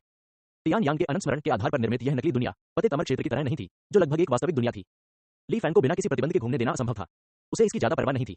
सामान्य समय में प्राचीन शरीर परिवर्तन दाव तकनीक का अभ्यास करते समय जब भी अवसर मिलता, वह जानकारी इकट्ठा करने के लिए अपने वरिष्ठ भाइयों के साथ बातचीत करते थे। ये वरिष्ठ भाई तियान यांग के प्रति बहुत स्नेही थे और किसी भी प्रश्न का उत्तर देते थे, लेकिन केवल प्राचीन शरीर परिवर्तन दाव के शिष्यों और गुरु से संबंधित प्रश्नों का ही उत्तर देते थे। जैसे ही विषय साधना जगत के अन्य मामलों की ओर मुड़ता, वे मुस्कुराकर टाल जाते। यह खेदजनक था कि ली फैन प्राचीन साधना जगत की अधिक गहन समझ हासिल नहीं कर सका। लेकिन प्राचीन शरीर परिवर्तन दाव के इन 3 वरिष्ठ भाइयों ने वास्तव में ली फैन पर गहरी छाप छोड़ी। बाह्य शारीरिक परिवर्तन के अभ्यास में सबसे महत्वपूर्ण बात थी परिवर्तन वस्तु का चयन करना। सबसे बड़े भाई सी जिंग, जिन्होंने स्वर्ण कोर साधना की थी, के पास परिवर्तन वस्तु के रूप में एक पतली पन्ना हरे रंग की लंबी तलवार थी। जब वे एक हो जाते थे, तो तलवार हवा की तरह चलती थी और चुपचाप साधकों के सिरों को हजारों मील दूर ले जाती थी। युद्ध शक्ति के संदर्भ में उन्हें प्राचीन शारीरिक परिवर्तन दाव के शिष्यों में सबसे शक्तिशाली माना जा सकता है। तीसरे वरिष्ठ भाई लियान चांग, जिनके पास मध्य स्वर्ण कोर साधना थी, के पास परिवर्तन वस्तु के रूप में एक तांबे की घंटी थी। इसमें अत्यंत मजबूत रक्षक क्षमताएं थी और ये दुश्मनों को डराने के लिए ध्वनि तरंगें उत्सर्जित कर सकता था, जिससे उनके दिल और आत्मा हिल जाते थे। जहां तक दूसरे वरिष्ठ भाई लिंग जियाओ का सवाल है, तो चीजें थोड़ी अजीब थीं। यद्यपि उनके पास मध्य स्वर्ण कोर साधना भी थी, लेकिन उनकी परिवर्तन वस्तु एक कलम थी। उसके पास दुश्मन को नुकसान पहुंचाने का कोई विशेष साधन नहीं था। इसका एकमात्र उल्लेखनीय पहलू ये था कि इसमें शब्दों और छवियों के माध्यम से अपने मन में जो कुछ भी महसूस किया और सोचा था उसे स्वतंत्र रूप से दर्ज करने की क्षमता थी। सुंदर और नाजुक लेखन के साथ इसने लोगों को ऐसा महसूस कराया कि वे वर्तमान में मौजूद हैं और पढ़ना बंद नहीं कर सकते। इस वजह से लिंग जियाओ लगभग हर दिन खतरनाक गति से आश्चर्यजनक साहित्यिक कृतियां बना सकता था। जहां तक उनका काम किस प्रकार का था, एक दिन जब ली फैन एक बिल्ली की म्याऊं की आवाज से जाग गया। जब वह बाहर आया और उसने लिंग जियाओ को एक बिल्ली को नियंत्रित करते हुए बिल्लियों के एक अन्य समूह के साथ खेलते हुए देखा तो यह बात स्पष्ट हो गई। ली फैन को अचानक याद आया कि प्राचीन शरीर परिवर्तन दाओ एक छोटा पहाड़ी संप्रदाय होने के बावजूद हजारों साल बाद वर्तमान प्रमुख संप्रदायों से कहीं अधिक प्रसिद्ध हो जाएगा। इन शानदार कार्यों के लिए सभी धन्यवाद। दूसरे वरिष्ठ भाई लिंग जियाओ की चमड़ी बहुत मोटी थी। अपने छोटे भाई द्वारा शरारत करते रंगे हाथों पकड़े जाने पर उसने जरा भी अपराधबोध नहीं दिखाया। उसने आंख मारकर ली फैन से पूछा कि क्या वह भी कोशिश करना चाहेगा। इससे पहले कि ली फैन जवाब दे पाता, सबसे बड़े वरिष्ठ भाई की तलवार तुरंत आ पहुंची। एक जानलेवा आभा फैल गई जिसने शरारती बिल्लियों को सभी दिशाओं में बिखेर दिया। दूसरे बड़े भाई ने शर्मिंदा होकर एक व्यंग्यात्मक मुस्कान दी, अपनी कलम रख दी और अपने मनोरंजन के लिए नए खिलौने ढूंढने के लिए चुपके से गुफा से बाहर निकल गए। कनिष्ठ भाई, आपको कभी भी अपने दूसरे वरिष्ठ भाई की नकल नहीं करनी चाहिए। जब आप परिवर्तन ऑब्जेक्ट चुनते हैं तो आपको कुछ अधिक गंभीर चुनना चाहिए। सबसे बड़े वरिष्ठ भाई एस जिंग ने ली फैन को गंभीरता से सलाह दी। ली फैन ने सहमति में बार-बार सिर हिलाया। इस तरह की कई रोचक घटनाएं हुई। सामान्य तौर पर प्राचीन शरीर परिवर्तन दाव संप्रदाय के भीतर का माहौल सामंजस्यपूर्ण और मैत्रीपूर्ण था। इस वातावरण में ली फैन ने अपने शरीर के भीतर छिपी क्षमता को उत्तेजित करना जारी रखा, अपने कमजोर शरीर को मजबूत किया और साथ ही बाह्य शारीरिक परिवर्तन का अभ्यास भी किया। छठे वर्ष में जब ली फैन ने तियान यांग के शरीर को अपने कब्जे में ले लिया और नकली दुनिया में प्रवेश किया तो दूर क्षितिज से तत्काल और लुभावनी घंटी की झंकार की एक श्रृंखला गूंज उठी। जैसे ही घंटी की आवाज उसके कानों तक पहुंची, ली फैन को अपने पूरे शरीर में रक्त और ऊर्जा का उछाल महसूस हुआ और उसके दिल में एक अजीब सा डर भर गया। सभी वरिष्ठ भाई जो अपने अपने कामों में व्यस्त थे अचानक जाग गए। यह घंटी की झंकार, क्या यह अमर सम्मन घंटी है? कई वरिष्ठ भाई दौड़कर वहां पहुंचे और उनके चेहरे पर आश्चर्य के भाव दिखाई दिए। मुझे याद है कि पिछली बार जब अमर सम्मन घंटी बजी थी तो ऐसा इसलिए हुआ था क्योंकि दीर्घायु वंश, जिसे संप्रदायों द्वारा पशुधन के रूप में रखा गया था, ने सामूहिक रूप से विद्रोह कर दिया था, है ना? यह सही है। उस समय 10 महान अमर संप्रदायों ने एक वांछित आदेश जारी किया था, जो कोई भी भागते हुए दीर्घायु कबीले के किसी भी सदस्य को पकड़ लेता उसे 100 जीवन मोती से पुरस्कृत किया जाता, जिससे उसकी आयु में दर्जनों या सैकड़ों वर्ष बढ़ जाते। 100 साल और जीने का प्रलोभन एक ऐसी चीज है जिसका विरोध बहुत से साधक नहीं कर सकते। उन भागे हुए दीर्घायु कबीले के सदस्यों के सिर पाने के लिए साधकों ने हत्याओं का दौर चलाया और भारी रक्तपात मचाया। मुझे आश्चर्य है कि इस बार खेती की दुनिया में कौन सी बड़ी घटना घटी है। बड़े भाई आश्चर्य से चर्चा करने लगे। ली फैन चुपचाप किनारे पर बैठकर सुन रहा था। उसने उनकी बातचीत में आए विराम का फायदा उठाते हुए एक जिज्ञासु भाव प्रकट किया, वरिष्ठ भाइयों, दीर्घायु कबीला और 100 जीवन मोती क्या है? इस बार वरिष्ठ भाइयों ने प्रश्न को टाला नहीं, जैसा कि वे अन्य मामलों के बारे में पूछे जाने पर अक्सर करते थे। दूसरे वरिष्ठ भाई लिंग जियाओ ने आह भरी और अपनी आंखों में ईर्ष्या के साथ कहा, कनिष्ठ भाई, आपको पता होना चाहिए, स्वर्ग कभी भी निष्पक्ष नहीं रहा है। सामान्य मनुष्यों के लिए 100 वर्ष से अधिक जीना दीर्घायु माना जाता है। यहां तक कि साधकों के लिए भी, यदि वे दीर्घायु अमर क्षेत्र तक नहीं पहुंचे हैं तो कुछ हजार वर्षों का जीवनकाल ही सीमा है। एक विराम के बाद लिंग जियाओ ने धीमी आवाज में कहा, हालांकि इस दुनिया में कुछ प्राणियों को स्वाभाविक रूप से बहुत लंबी उम्र का वरदान मिला है। यहां तक कि उनके कबीलों के साधारण सदस्य भी बिना शक्तिशाली साधना के आसानी से 1 या 2000 साल तक जीवित रह सकते हैं। मनुष्यों की तरह छोटी आयु वाले लोगों के लिए यह सचमुच अनुचित है। दीर्घायु कबीला, ली फैन का दिल हिल गया। अपने पुनर्जन्म से पहले उन्होंने विभिन्न वेब उपन्यासों में दीर्घायु कबीले के लिए इसी तरह की सेटिंग्स के बारे में पढ़ा था, लेकिन वास्तविक साधना जगत में उन्होंने दीर्घायु वंश के बारे में कभी कोई जानकारी नहीं देखी थी। एक जीवित दीर्घायु कबीले के सदस्य को देखने का उल्लेख नहीं किया गया। वरिष्ठ भाइयों, ये दीर्घायु कबीले के सदस्य कैसे दिखते हैं? क्या ये किंवदंतियों में वर्णित पौराणिक प्राणियों जैसे हैं? ली फैन ने मासूम आंखों से लिंग जियाओ को देखते हुए जोर से पूछा। लिंग जियाओ ने अपने कनिष्ठ शिष्य के सिर पर थपथपाते हुए समझाया, हे, इसमें कई भिन्नताएं हैं। कुछ आध्यात्मिक जानवरों की तरह दिखते हैं, लेकिन मानव भाषा बोल सकते हैं। कुछ पौधे और पेड़ की आत्माओं की तरह हैं। उनमें से कुछ मनुष्य जैसे दिखते हैं और प्रत्येक अत्यंत सुंदर है। वैसे छोटे भाई, मैंने एक बार tales of wind and moon नाम की एक किताब लिखी थी और उसके मुख्य पात्र किसी दूर महाद्वीप के लोंगविटी कबीले के सदस्य थे। जरा देखो कि क्या मेरे पास अभी भी उसकी एक प्रति है। लिंग जियो का विषय अचानक बदल गया और उसका चेहरा उत्साहित हो गया। इससे पहले कि वह अपनी बात पूरी कर पाता, सबसे बड़े भाई के चेहरे का भाव गहरा हो गया और वह लिंग जियो के पीछे आ गया। दूसरे वरिष्ठ भाई को अनुचित विषय को अजीब तरीके से रोकना पड़ा और वापस ट्रैक पर आना पड़ा। ओह, मैं अभी क्या कह रहा था? ठीक है, दीर्घायु कबीला। दीर्घायु कबीले के एक विशेष प्रकार के सदस्य हैं। वे लगभग सामान्य मनुष्यों जैसे ही दिखते हैं, या आप कह सकते हैं कि वे मनुष्य हैं। एकमात्र विशेष बात यह है कि उनका जीवनकाल इतना अधिक होता है कि सामान्य लोगों के लिए उस तक पहुंचना कठिन होता है। ये लोग भीड़ के बीच छिपकर रहते हैं और सावधानी से रहते हैं। समय समय पर वे पकड़े जाने से बचने के लिए अपना रूप और पहचान बदलते रहते हैं। ली फैन ने तुरंत पूछा, वे खोजे जाने से क्यों डरते हैं? क्या इसका उन 100 जीवन मोतियों से कोई संबंध है? लिंग जियाओ ने गंभीरता से कहा, कनिष्ठ भाई, इसकी कल्पना करो, आप केवल 100 साल से थोड़ा अधिक जीवित रह सकते हैं और उस समय तक आप पहले से ही बूढ़े माने जाते हैं। लेकिन जब अन्य लोग कई 100 या 1000 साल से अधिक उम्र के होते हैं, तब भी वे पहले की तरह युवा दिखते हैं। क्या आपको यह अनुचित और क्रोधित करने वाला नहीं लगेगा? ली फैन ने जोर से सिर हिलाया, यह बहुत क्रोधित करने वाला है। यह बहुत अनुचित है। हाँ, सामान्य लोगों को इस तरह की असमानता को बर्दाश्त करना मुश्किल लगता है। जैसा कि मैंने पहले बताया, कुछ दीर्घायु कबीले के सदस्यों के पास जबरदस्त साधनाएं नहीं है। यह उनकी अपनी गलती है। वे साधक जो आत्मा परिवर्तन या ताओ एकीकरण चरण तक पहुंच जाते हैं, लेकिन दीर्घायु की कोई आशा नहीं रखते, वे उन दीर्घायु कबीले के सदस्यों से ईर्ष्या कैसे न करें? लिंग जियाओ ने अपनी आवाज धीमी कर दी। उन प्रमुख अमर संप्रदायों के पास जीवन दाव परिवर्तन नामक एक गुप्त तकनीक है जो जीवित प्राणियों से जीवनकाल निकाल सकती है और उसका उपयोग कर सकती है। और दीर्घायु कबीले के सदस्यों से प्राप्त जीवनकाल सबसे शुद्ध होता है। पिछले कई वर्षों में हजारों साधारण लोगों के अनुभवों से केवल कुछ ही दीर्घायु फल प्राप्त किए जा सकते हैं, जिससे उनके जीवनकाल में लगभग 100 वर्ष की वृद्धि हो सकती है। लेकिन दीर्घायु कबीले के सदस्य द्वारा प्रदान की गई जीवन अवधि को दर्जनों या यहां तक कि सैकड़ों 100 जीवन मोती में परिष्कृत किया जा सकता है। लिंग जियाओ की आंखों में लालच का भाव प्रकट हुआ। दीर्घायु कबीले के सदस्य की साधना जितनी अधिक होगी, परिष्कृत 100 जीवन मोती की गुणवत्ता उतनी ही अधिक होगी। उस समय मैं इतना भाग्यशाली था कि मुझे दीर्घायु कबीले के सदस्यों की खोज में भाग लेने का मौका मिला और मुझे 100 जीवन मोती प्राप्त हुआ। इसे निकलने के बाद मुझे ऐसा लगा जैसे मैं तैर रहा हूं, मानो मैं अपनी युवावस्था में लौट आया हूं। लग रहा है कि लिंग जियाओ ने अपने होठों को चाटा, यादों का आनंद लिया। 1000 जीवन मोती, बिल्कुल ऐसा ही होता है। मुझे सचमुच आश्चर्य होता है कि प्रसिद्ध 1000 जीवन मोती या 10,000 जीवन मोती का स्वाद कैसा होता होगा। इस समय आमतौर पर चुप रहने वाले तीसरे वरिष्ठ भाई ने अचानक कहा, जियाओ जियाओ, अपनी साधना के साथ भले ही अब संयोग से 1000 जीवन मोती निकलने में कामयाब रहे, इसका मतलब केवल ये होगा कि आपका जीवनकाल समाप्त हो जाएगा। एक लिंग जियाओ ने असंतुष्ट भाव से लियांग चांग की ओर देखा। जियाओ, क्या तुम मुझे इसी तरह संबोधित करते हो? ओल्ड थर्ड, तुम सचमुच अधिक से अधिक अपमानजनक होते जा रहे हो। तीसरे वरिष्ठ भाई ने प्रसन्न भाव से लिंग जियाओ की ओर, तुम मेरे साथ मुकाबला। लेकिन लिंग जियाओ पीछे नहीं हट रहा था। ऐसा लगता है कि मैंने लंबे समय से एक वरिष्ठ भाई के रूप में अपना प्रभुत्व नहीं दिखाया है, जिससे आपको यह गलतफहमी हो गई है। आज मैं एक वरिष्ठ भाई के रूप में अपने अधिकार का पूर्ण प्रदर्शन करूंगा। इतना कहने के बाद दोनों में झगड़ा शुरू हो गया। इस बीच सबसे बड़ा भाई पास खड़ा मुस्कुरा रहा था और देख रहा था। कितना गर्म और सामंजस्यपूर्ण दृश्य है। हालांकि इसके तुरंत बाद युद्ध का तूफान सब कुछ तहस नहस कर देगा। एक जियाओ लिंग जियाओ को संबोधित करने का एक प्यारा तरीका है, जैसे कि एक माता पिता ने अपने बच्चे को संबोधित किया हो। अमर सम्मन की घंटी बजने के 3 महीने बाद अमर भर्ती आदेश वादे के अनुसार आ गया। प्राचीन शरीर परिवर्तन दाव के शिष्य रणनीतियों पर चर्चा करने के लिए एकत्र हुए। ली फैन भी चुपचाप पास जाना चाहता था, लेकिन उसके मालिक मास्टर गुआंग यांगजी ने उसे सख्ती से बाहर खींच लिया और उसे दरवाजे के बाहर चुपचाप सुनने के लिए छोड़ दिया। क्या बकवास है, अमर भर्ती आदेश, इसमें क्यों उलझना? उन प्रमुख संप्रदायों में हजारों सदस्य हैं, उनमें से कुछ को भेजना कोई समस्या नहीं होगी। हमारे पास प्राचीन शरीर परिवर्तन दाव का अध्ययन करने वाले बहुत कम लोग हैं, और फिर भी वे चाहते हैं कि हम अग्रिम पंक्ति में जाएं। यह कैसा तर्क है? दूसरे वरिष्ठ भाई की टिप्पणी ली फैन के पिछले अनुभव के अनुरूप थी। अंतिम परिणाम ली फैन के पिछले अनुभवों के अनुरूप था। सबसे बड़े भाई सबसे पहले अग्रिम पंक्ति में गए। उनके जाने से पहले सभी ने उन्हें अश्रुपूर्ण विदाई दी। ली फैन ने सबसे बड़े भाई से पूछा कि वह किससे लड़ने जा रहा है। सी जिंग ने बस मुस्कुराया और अपने छोटे भाई के सिर पर थपथपाते हुए कहा कि वह बुरे लोगों से लड़ने जा रहा है। फिर हरे प्रकाश की किरण में परिवर्तित होकर वह हवा को चीरता हुआ चला गया। सबसे बड़े भाई के चले जाने के बाद प्राचीन शरीर परिवर्तन दाव का माहौल और भी अधिक गमगीन हो गया। शुक्र है कि अभी भी दूसरा वरिष्ठ भाई मौजूद था, एक सक्रिय पात्र जो माहौल को जीवंत बना देता था और कभी-कभी हंसी भी ला सकता था। ली फैन ने सफलतापूर्वक फाउंडेशन स्थापना चरण में प्रवेश किया, जिससे प्राचीन शरीर परिवर्तन दाव में उत्सव का दौर आया। हालांकि खुशी हमेशा अल्पकालिक होती है। सी जिंग के जाने के 1 साल और 3 महीने बाद बुरी खबर आई। सबसे बड़े भाई की युद्ध भूमि में मृत्यु हो गई।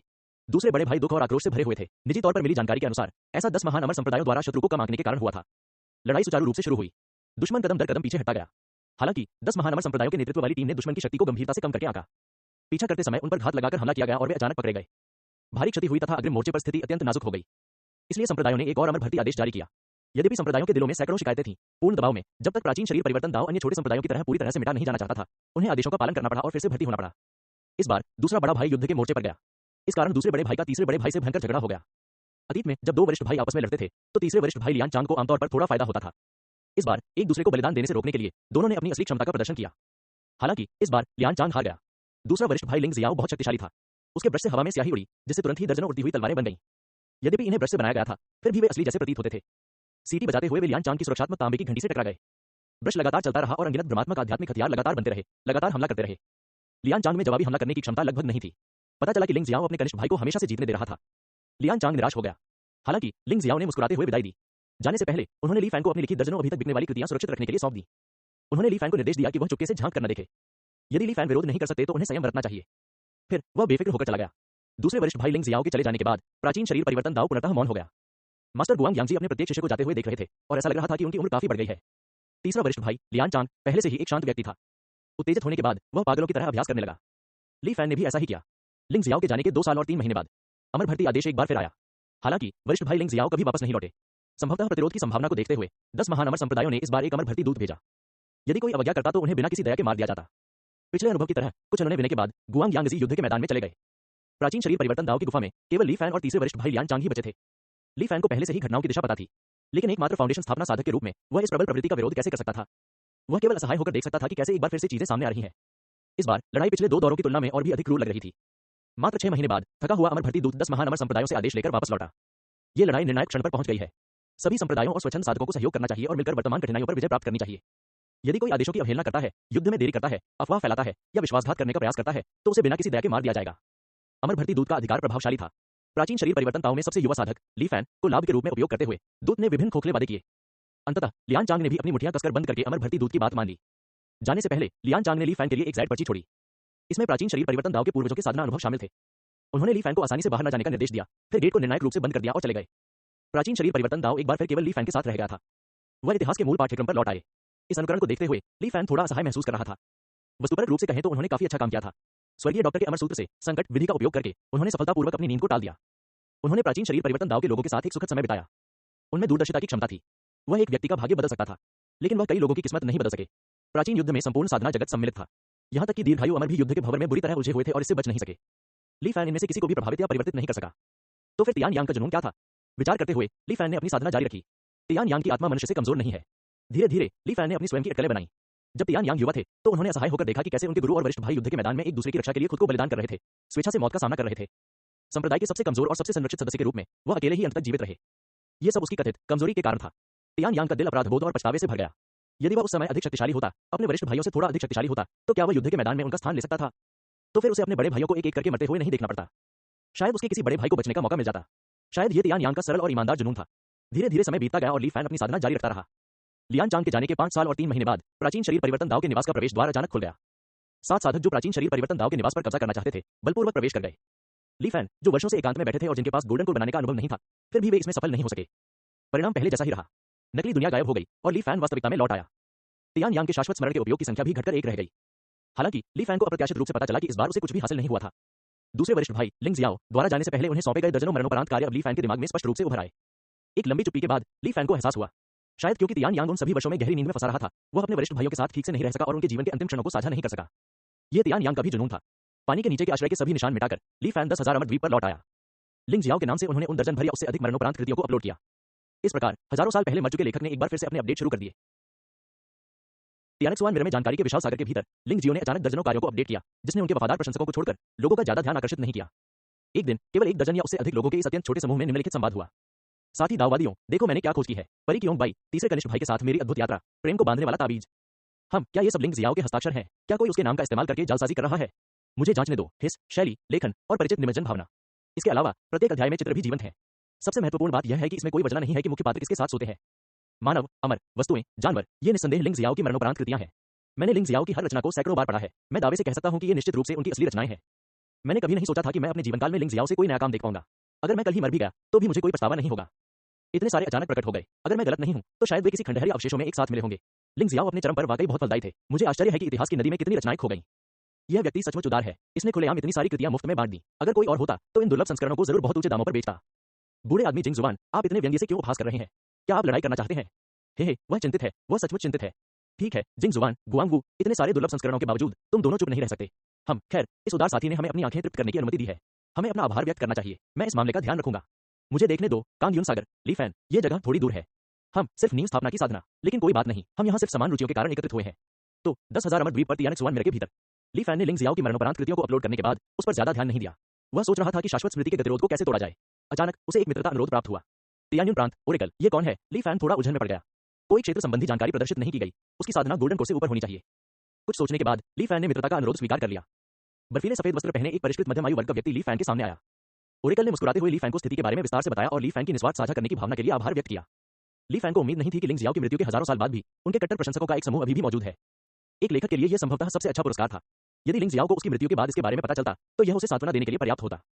ली फैन ने शेखी नहीं बघारी, बल्कि उन्होंने विनम्रतापूर्वक धन्यवाद व्यक्त किया। ओरेकल ने सिर हिलाया और अधिक कुछ नहीं कहा। उन्होंने ली फैन से केवल इतना कहा कि यदि उन्हें कोई परेशानी हो तो वे उनसे संपर्क करें। ली फैन ने तुरंत सहमति दे दी। संचार समाप्त करने के बाद ली फैन ने तियानक्सुआन मिरर में तियान्युन प्रांत, ओरेकल के बारे में जानकारी खोजी। उन्हें ओरेकल के बारे में कोई प्रासंगिक डेटा नहीं मिला। तियान्युन प्रांत के बारे में काफी कुछ बताया गया। यह प्रांत जुवानहुआंग क्षेत्र के मध्य पश्चिम में स्थित था और कांगयुन सागर से बहुत दूर प्रतीत होता था। इस प्रांत का सबसे प्रसिद्ध आश्चर्य एक छाया दीवार थी। छाया दीवार का इतिहास कई हजार वर्षों पुराना है। ऐसा प्रतीत होता है कि यह महान आपदा से भी पहले से अस्तित्व में थी।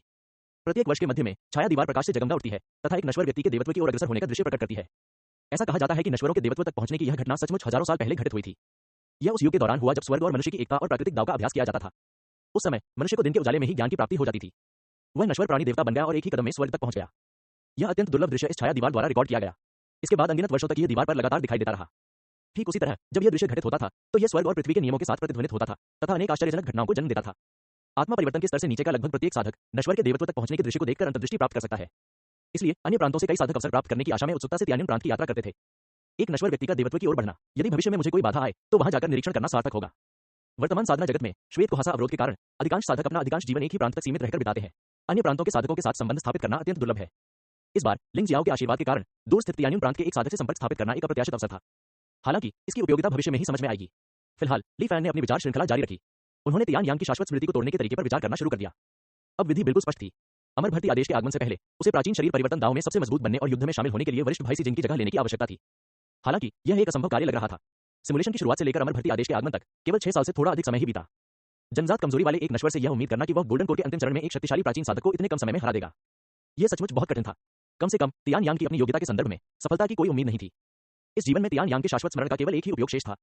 एक निश्चित स्तर का आत्मविश्वास हासिल करने से पहले ली फैन जल्दबाजी में ऐसा प्रयास नहीं करेंगे। हालांकि इसमें बहुत ज्यादा मेहनत करने की जरूरत नहीं है। अगर मैं उन 7 लोगों के प्राचीन शरीर परिवर्तन दाव गुफा में घुसने से पहले गोल्डन कोर को ताकत में मात दे सकूं, तो कोशिश करना वाजिब है। वास्तविक युद्ध शक्ति को शीघ्रता से कैसे बढ़ाया जाए, इस बारे में ली फैन के पास पहले से ही कुछ विचार थे। कुछ खोजों के बाद ली फैन के दिमाग में शरीर के छिपे रहस्यों के बारे में सैकड़ों जानकारी सामने आई। उनमें से कई को अनलॉक करने के लिए भुगतान की आवश्यकता थी।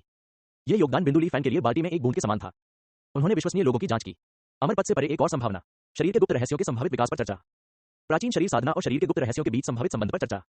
रक्त का पुनर्जन्म, अनंत जीवन शक्ति, मानव शरीर में असीम क्षमताएं हैं। यह तथ्य केवल स्वर्गीय डॉक्टर को ही ज्ञात नहीं था। जुआनहुआंग क्षेत्र के लंबे विकास में मानव शरीर के भीतर छिपे रहस्यों का अध्ययन करने के लिए कई संप्रदाय उभरे। 10,000 अमर गठबंधन की स्थापना और तियानक्सुआन दर्पण तक खुली पहुंच के बाद, जो एक अद्वितीय आध्यात्मिक खजाना था जिसने उच्च स्तरीय सूचना साझा करने में मदद की, मानव शरीर के रहस्यों का अध्ययन और भी अधिक प्रचलित हो गया। दुर्भाग्यवश उस समय व्यवहारिक प्रभाव सीमित थे। स्वर्ग से वर्तमान प्रतिक्रिया और साधना पथ की कठिनाई के बावजूद यह मानव शरीर के रहस्यों को विकसित करने से बेहतर था। सबसे महत्वपूर्ण बात यह थी कि मानव शरीर की क्षमता को उजागर करने की कला की साधना गति की तुलना अमर पूर्वज द्वारा बताए गए साधना मार्ग से नहीं की जा सकती थी। ली फैन ने इन पुस्तकों का अध्ययन किया और पाया कि मानव शरीर की गुप्त क्षमता को अनलॉक करने की कठिनाई में तब काफी वृद्धि हुई जब शक्ति गोल्डन कोर क्षेत्र के लगभग बराबर स्तर पर पहुंच गई। ऐसा लग रहा था जैसे कोई अदृश्य बेड़ी लग गई हो जो थोड़ी सी भी उन्नति के लिए अत्यधिक कीमत मांग रही हो। मानव शरीर के भीतर के रहस्यों को खोलने की तुलना में साधना में समान मात्रा में ऊर्जा की खपत से कहीं अधिक बेहतर परिणाम प्राप्त हुए। इसके अलावा आध्यात्मिक ऊर्जा का आह्वान करने में सक्षम अमर तकनीकों की शक्ति केवल मानव शरीर से प्राप्त शक्ति से कहीं अधिक है। नवजात आत्मा के निर्माण के बाद प्राप्त होने वाली शक्ति की तुलना में एक रक्त की बूंद के माध्यम से पुनर्जन्म से क्या हासिल हो सकता है, जहां कोई अपना धर्म क्षेत्र स्थापित कर सकता है और सामान्य तरीकों से लगभग अजेय हो सकता है। बहुत शोध और अनेक साधकों के अनुमान के बाद मानव शरीर के रहस्यों को उजागर करने की तकनीक में अमर दाव के लाभों से मेल खाने वाली विधि हो सकती है। हालांकि पूर्व शर्त जुआनहुआंग क्षेत्र के वातावरण से बचना था। जिस प्रकार इस संसार में आग्नेयास्त्रों और बारूद की शक्ति को दबा दिया जाता है, उसी प्रकार मानव शरीर के भीतर के रहस्यों को उजागर करने की तकनीक भी उसी सिद्धांत पर आधारित है। एक बार ली फान ने ग्रैंड जुबान से साधना जगत में लाए गए आग्नेयास्त्रों के साथ प्रयोग किया। उनकी विस्फोटक शक्ति मूल शक्ति के लगभग 1% तक कम हो गई। जो मूल रूप से एक घातक हथियार था, वह पल भर में बच्चों के खिलौने में बदल गया। चूंकि जुआनहुआंग क्षेत्र अमर दाव की दुनिया है, इसलिए अमर दाव के बाहर की शक्ति प्रणालियों को अलग अलग स्तरों पर दबा दिया जाएगा। ऐसा लगता है जैसे आकाश जानबूझकर बाहरी शक्तियों को पीछे धकेल रहा है। अपने पिछले अनुभवों का संश्लेषण करते हुए ली फैन इस निष्कर्ष पर पहुंचे। हालांकि इससे पहले भी ली फैन को एक स्पष्ट अटकलें थीं। वह विशेष रूप से आश्चर्यचकित नहीं था। यद्यपि इसमें और अधिक क्षमता का अभाव है, फिर भी यह तियानयांग को सफलता दिलाने में पर्याप्त है। हालांकि केवल मानव शरीर के रहस्यों को उजागर करने की शक्ति पर निर्भर रहना एक नश्वर के रूप में 6 वर्षों के भीतर गोल्डन कोर तक पहुंचने से कुछ कम है। इसमें अभी भी थोड़ी कमी है। प्राचीन शरीर परिवर्तन दाव नींव स्थापित करने के लिए स्वयं का उपयोग करना। ली फैन ने धीरे धीरे अपने मन में प्रासंगिक संभावनाओं पर विचार किया।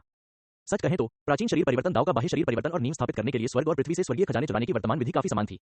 दोनों में ही स्वयं को पोषित करने के लिए बाहरी चीजों पर निर्भर रहना शामिल था। यिन द्वीप पर मास्टर यिन ने एक बार ली फैन से सेल्फ फाउंडेशन की संभावना के बारे में बात की थी। इससे स्वाभाविक रूप से ली फैन को यह सोचने पर मजबूर होना पड़ा कि क्या बाह्य शारीरिक परिवर्तन स्वयं तक विस्तारित हो सकता है। चेतना और भौतिक शरीर को पूर्णतः अलग करना।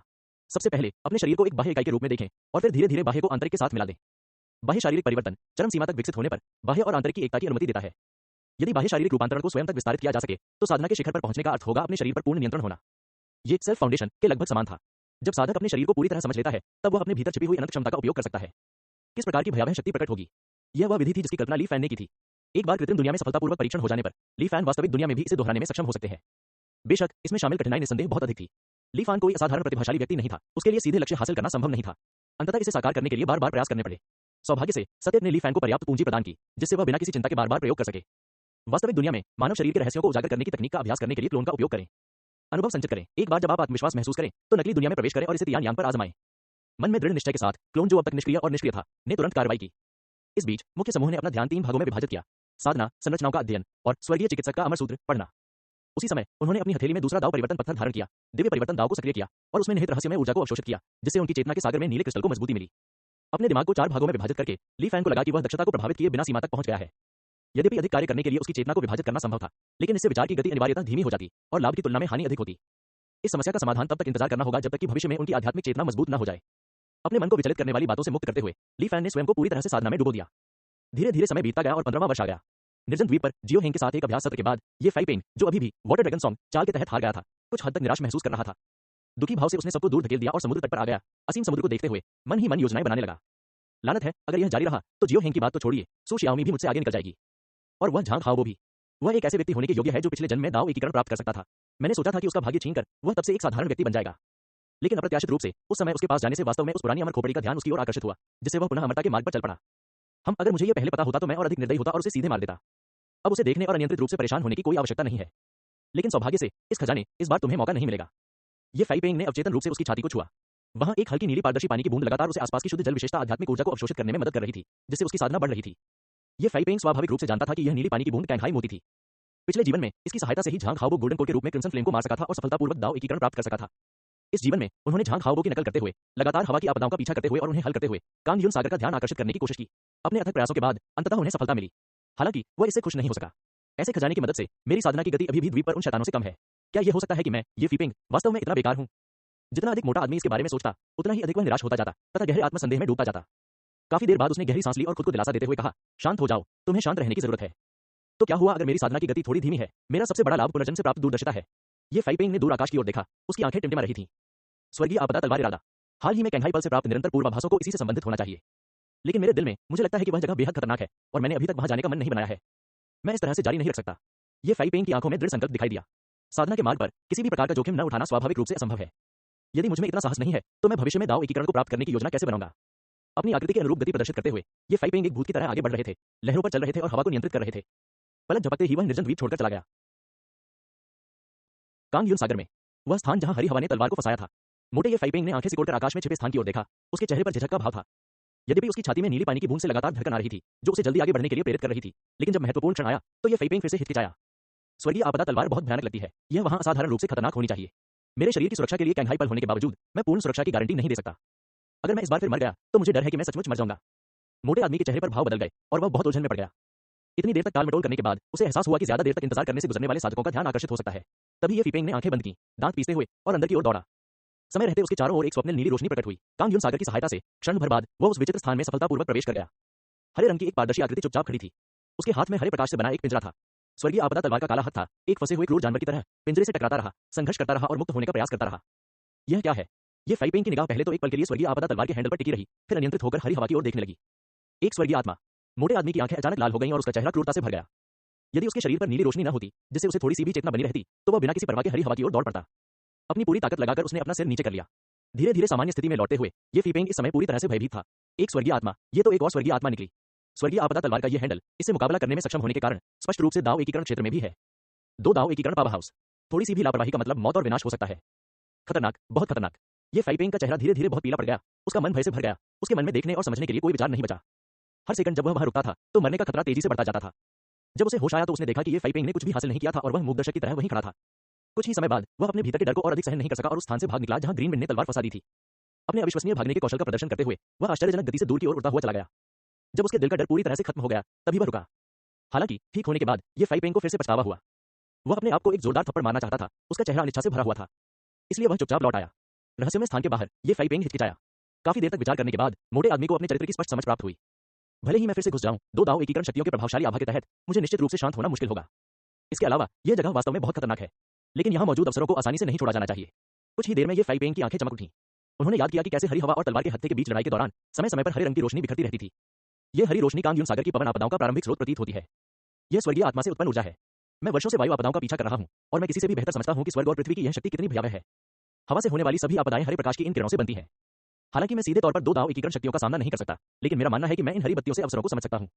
कुछ हरी बत्तियां अन्य की अपेक्षा अधिक शक्तिशाली होती हैं। यदि आवश्यक हो तो मैं सबसे कमजोर से शुरुआत कर सकता हूं। ये फाइपेंग ने जितना अधिक इसके बारे में सोचा, यह उतना ही अधिक व्यवहारिक प्रतीत हुआ। खुद को प्रोत्साहित करते हुए और आत्मविश्वास बढ़ाते हुए वह एक बार फिर रहस्यमय अंतरिक्ष में प्रवेश कर गया। इस बार आत्म जागरूकता के साथ ये फाइपेंग ने अपने दृढ़ संकल्प को मजबूत किया और खुद को नियंत्रित किया कि वह हरी हवा और तलवार के हैंडल को न देखे। इसके बजाय उन्होंने कभी कभी इधर उधर चमकने वाली हरी रोशनियों पर ध्यान केंद्रित किया। खैर, यह ज्यादा मजबूत लगता है। दुर्भाग्य से यह मेरे लिए उपयुक्त नहीं है। ये भी कितने दुख की बात है। इस तरह ये फाइपेंग उत्सुकता से अपनी आंखों के सामने एक के बाद एक हरी रोशनी को गायब होते देखता रहा। हालांकि सतर्क मोटा आदमी पूर्ण निश्चितता के बिना कभी भी कार्रवाई नहीं करेगा। वह धैर्यपूर्वक प्रतीक्षा करता रहा।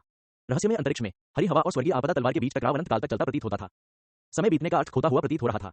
अज्ञात समय के बाद ये फाइपेंग को अंततः एक उपयुक्त शिकार लक्ष्य मिल गया। हरे रंग की रोशनी की एक किरण जो स्पष्टतः मंद थी, धीरे धीरे नीचे की ओर तैर रही थी, मानो उसे पता न हो कि वह कहां गिरेगी। नीली रोशनी की सुरक्षा में ये फाइपेंग चुपके से पीछे पीछे चला। रहस्यमय अंतरिक्ष से वह कांगयुन सागर के एक अज्ञात क्षेत्र के आकाश में आ गया। धीरे धीरे हरी रोशनी बदल गई और तेज हवा की हल्की आवाज सुनाई देने लगी। सभी दिशाओं से बादल उमड़ पड़े और विशाल ऊर्जा चुपचाप एकत्रित हो रही थी। ये सब देखकर ये फाइपेंग अपनी आंखों में लालच को रोक नहीं सका। नीली रोशनी की आड़ में उसे अचानक कुछ महसूस हुआ। अपना बड़ा मुंह खोलकर उसने हरे प्रकाश की उस किरण को निगल लिया जो रूपांतरण के दौर से गुजर रही थी। जैसे ही हरी रोशनी उसके पेट में प्रवेश की, मोटे आदमी का पेट मुड़ गया और जोर से हिलने लगा, मानो वह किसी भी क्षण फट जाएगा। हालांकि ये फाइपेंग को इसकी जरा भी परवाह नहीं थी। वह थोड़ा सुस्त भी था, मानो उसने अभी अभी कोई पेट भर खाना खाया हो। अपनी आंखें सिकोड़ते हुए मानो किसी भी क्षण सो जाने वाला हो। तियानक्सुआन मिरर में ली फैन, जो लगन से अभ्यास कर रहा था, ने एक पल के लिए अपने विचारों को रोक दिया। स्वर्ग और पृथ्वी के दर्शन से कुछ ध्यान हटाकर उसने ध्यानपूर्वक ये फाइपेंग का अवलोकन किया। हरी रोशनी को निगलने के बाद ये फाइपेंग, जो मूल रूप से क्यूई संघनन चरण में था, तेजी से ऊपर की ओर बढ़ रहा था और उसके मूलतः शुद्ध सफेद भाग्य में पवित्र और शुद्ध हरे रंग का भी अंश आ गया। इसके अलावा जैसे जैसे ये फाइपेंग ने हरे प्रकाश की शक्ति को लगातार आत्मसात किया, हरा रंग अधिक से अधिक तीव्र होता गया और धीरे धीरे आसपास के सफेद रंग को धुंधला कर दिया। यहां तक कि सुअर भी हवा के साथ उड़ सकते हैं। ये छोटा मोटा आदमी सिर्फ हवा के साथ नहीं उड़ा, उसने हवा के पूरे झोंके को निगल लिया। मुझे नहीं पता कि इस बार वह कितनी ऊंचाई तक उड़ पाएगा। भाग्य भाग्य के साथ बदलता है, एक परिवर्तन 100 परिवर्तनों को जन्म देता है। ली फैन चुपचाप ये फाइपिंग को देखता रहा। दिन और रात गुजरते रहे। पलक झपकते ही 6 दिन बीत गए और मोटे आदमी का निकला हुआ पेट अंततः थोड़ा कम हो गया। ये फाइपिंग ने अपनी आंखें खोली और उसकी आंखों में हरे रंग की रोशनी की एक क्षणिक झलक दिखाई दी। अपने शरीर में आए बदलावों को देखने के बाद उसके चेहरे पर अदम्य खुशी छा गई। उन्होंने सबसे पहले अपनी वेव ट्रेडिंग एस्केप तकनीक का परीक्षण किया। उसकी आकृति टिमटिमा कर मूल स्थान से गायब हो गई। कुछ सांसें लेने के बाद वह दूर क्षितिज की ओर उड़ गया। मेरी मूल गति से कम दोगुनी गति। सामान्य फाउंडेशन स्थापना साधक तो मुझसे आगे भी नहीं बढ़ सकते। अब मैं और भी सुरक्षित हूं। इसके अलावा मुझे यह पूर्वाभास है कि जैसे जैसे मेरी साधना में सुधार होगा, मेरी गति और भी बढ़ सकती है। मैं कल्पना भी नहीं कर सकता कि भविष्य में यह कितना आश्चर्यजनक होगा। वीडियो शुरू करने से पहले मेरा आपसे अनुरोध है कि कृपया मेरे चैनल को सब्सक्राइब करें। 70% से अधिक लोग केवल वीडियो देखते हैं। हमारे चैनल को सब्सक्राइब नहीं करते। वीडियो बनाने में बहुत मेहनत लगती है। कृपया हमारे चैनल को सब्सक्राइब करें।